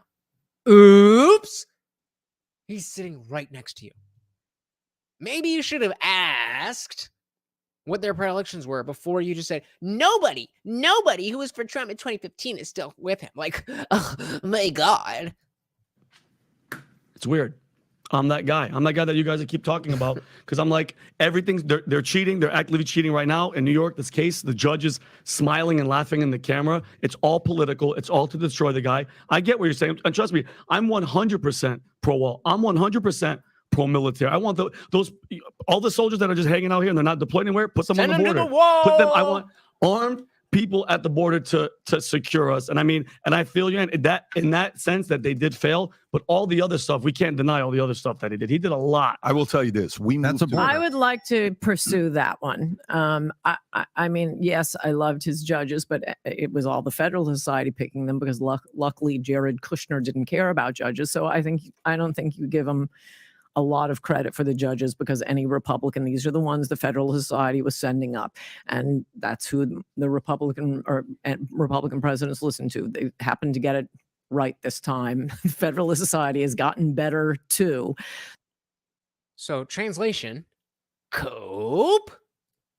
Yeah, actually that was totally perfectly exactly what I wanted. But I still have my thing that I want to say. So doesn't matter. Goldholder said modern money will have no value in the digital super future they install after World War III. Scary, scary. Nor will Trump's businesses be viable in the world to come. I think most brick and mortar businesses won't be viable. Are you saying that is a reason why he didn't care about his wealth and sacrificed the ability to maintain that wealth? That he knows that modern money will have no value, and therefore he's like, well, I guess I'll just be hated by everybody. So other than, I'm excluding that. What did he do that you like that Jeb Bush wouldn't have done? Good question. Good question. Well, here's how I'll answer that. Break the establishment. Where we are right now. Just, honestly, though, just pulling back the curtain. It's not necessarily any policy. It's all in the rhetoric. It's in the fact that he was willing to say the things that Jeb Bush nor whatever the fuck Ted Cruz, Marco Rubio, they would not have said that. They may have had the same policies, but it would have been business as usual. Business as usual for the Uniparty. Today, look at America. Compare that to, let's say, 2017. No. It's not compared to a Democrat. That's easy. No, not Democrat. Well, that's easy. But what I'm saying is, though, that's the America that I want to live in. I want to. Exactly. I want to feel. What do you mean that's easy? What do you mean that's easy? That's the world. It's Republican versus Democrat.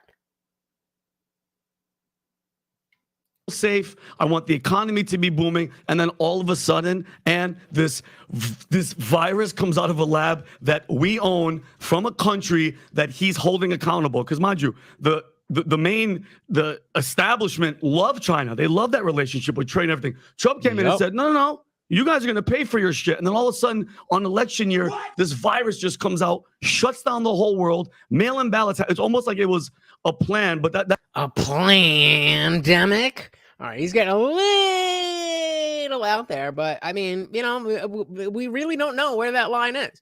Goldholder said, yeah, total global restructuring. I believe we're talking about Trump is a willing component in the narrative. He's on the side that uses truth to lure people to accept the global order in the name of freedom. Long story. Okay, so then what do we do? I mean, that sounds like a good reason not to vote for him. So who are you voting for? That's my point. I felt way better. I could have cared less. The racism and all that, I was like, yeah. I didn't believe any of that. But now if you look at what's happening, like it's a no-brainer to want that guy to be running. Well, one of the things besides COVID that was very big in 2020, and you say, and this reminds me that you want to feel safe, and boy, we don't feel safe now, especially in New York and LA. Oh God, not with all this shit going on in Ukraine. Really, all these places. San Francisco. I mean, if you're a city person like I am, and now Israel. Where do you go anyway? And that was the George Floyd, May 25th, 2020, changed the world. We have to release all the criminals, among other things. Mm-hmm. One place you would have been safe in 2020 was in Florida. Thank you, Ron DeSantis, passing law after law where you can shoot looters, anti-rioting laws. I mean, there were specific actions he took that meant there were no riots and no police stations were burnt down and you did not have police being assaulted. Is she talking about Trump? Because that all sounds pretty good to me. What did the commander-in-chief do? What did Trump do? He sent out tweets in all caps, law and order. Based. Point one. Point two, you know what he said in the first debate with Joe Biden? And this is after a year of them burning, BLM and Antifa burning down police stations, ripping down statues. I mean, anarchy like I've never seen in this country before. When that police station went down in Minneapolis, I was watching TV crying. It was so horrible. Really? Something tells me. You probably weren't. They talk about January 6th. Let's talk about that. At the first debate, what did Donald Trump say to Joe Biden? You called them super predators. I'm releasing people from prison. How about the First Step Act? Thank you, Jared. He's releasing criminals. You want to feel safe? Donald Trump ain't your guy. The level of cope. The level of cope is just all. She's starting with the conclusion that Donald Trump should not be president and working backwards. That is it. That is everything that we just saw. There is an entire other clip that we could watch, but it would be the same exact thing. Well, there's no wall, so we can't feel safe. So now Biden should win. What?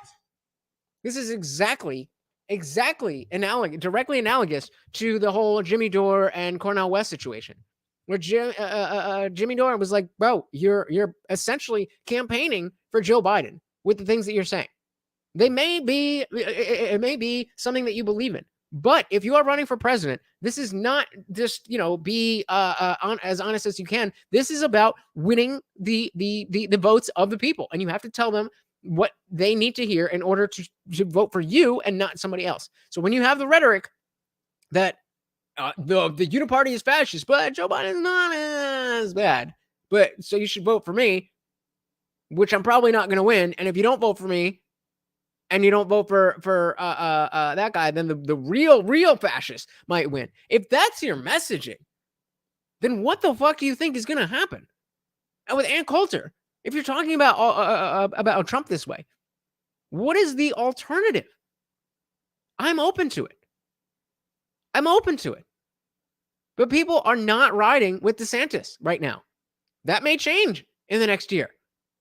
And I'm not, rah-rah MAGA. I would happily vote for DeSantis if depending on how things go and assuming that is a better way to keep Biden out of the White House. I would do it. But what are you even doing?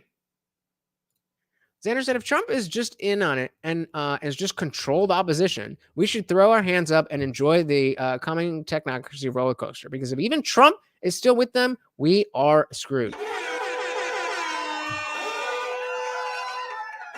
Absolutely.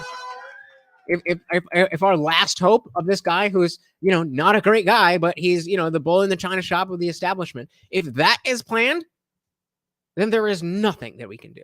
There is nothing that we can do.